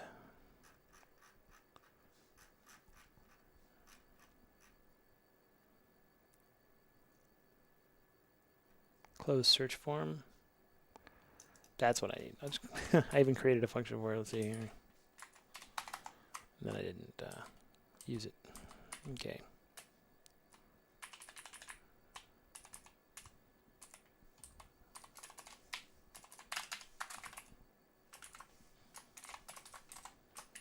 Okay. One thing at a time. Tom. There we go. Boom. So at least the search form's closed. That's what I wanted. This is still not right, but let's see if we can work out the logic for that. View, whoop, somewhere in this logic, right around.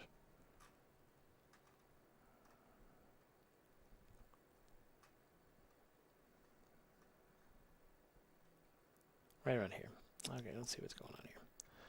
So I go to search. Let's search for oomdraw TBD. Boom. That brings up another thing. It bugs me that that's not open, so I'm going to initiate. I'm going to start this thing as open. I think I can just set the class to open.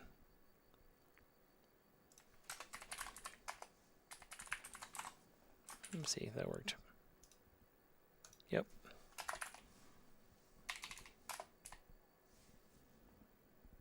Okay. So, view picker, right? All right, now let's see. VMI is what? All right. Okay. Okay, the search picker belongs to the search picker. Now after this, what does it belong to? Still belongs to the search picker, so I didn't find it. So view, query selector.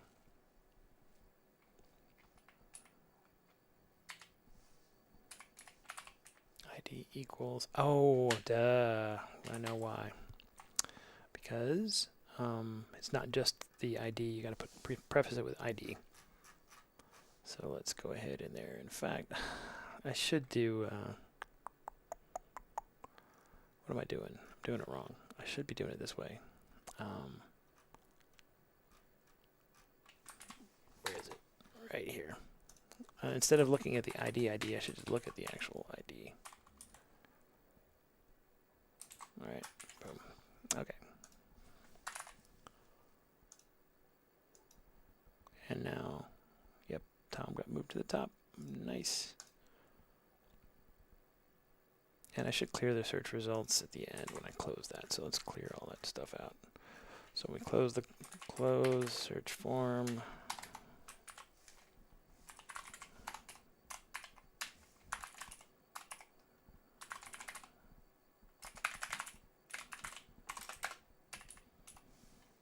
Okay.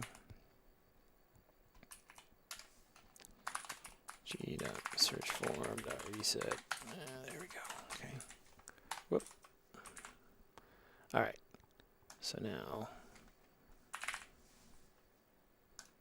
if I do that, that works. And I go back in here. Yep, we're cool. Well, let's check our other guy over here, the fake guy. So here he is. He has no views at the moment, but if I look for 4 doctors, oh, there's a 4 doctors. And now I have it in here, and I can use it for the rest of this session now. I guess what it's saying is if I want to keep it, then I can just do this. And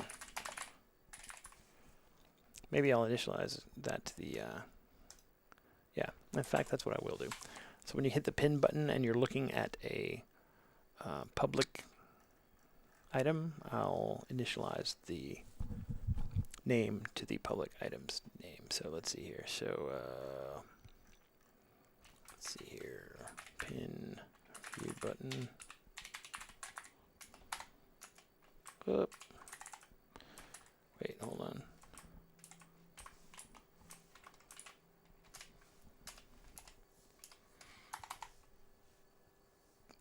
Okay. Create view. Okay, so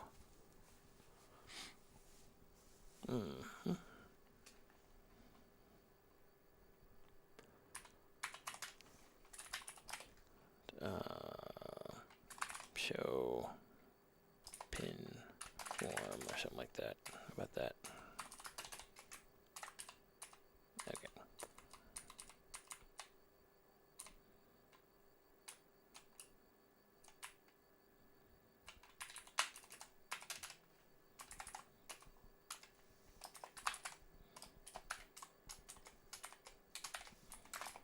All right.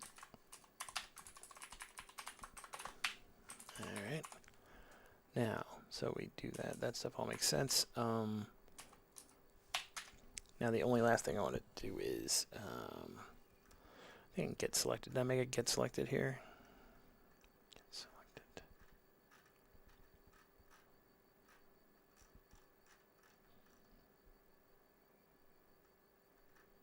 I made a select view, but do I have get selected? Oh, I can do it from there. Okay. Yeah. Okay. So down here in show pin form.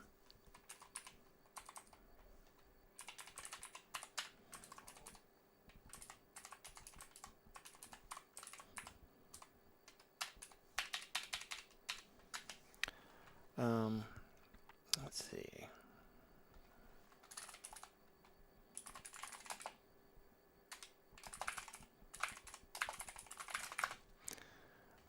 VMI and privacy equals public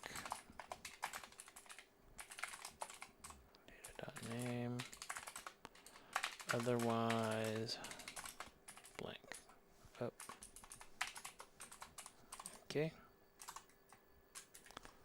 Now let's see if that logic makes sense. Oh, wait, hold on. Oh, because I did create it before. Duh.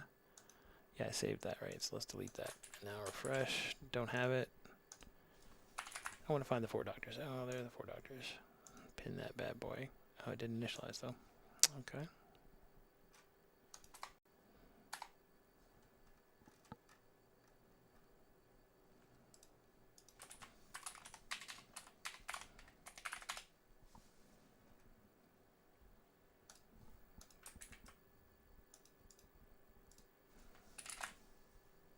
Okay, there's that.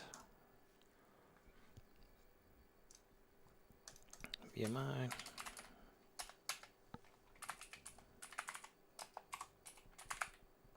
Privacy level. Okay. Well, first of all, view data. So view data.privacy level. Okay.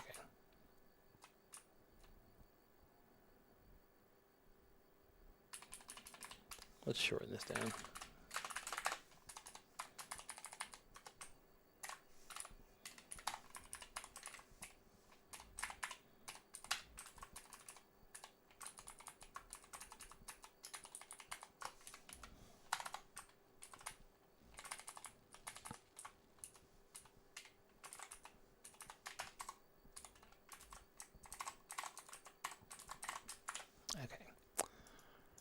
let's go in here.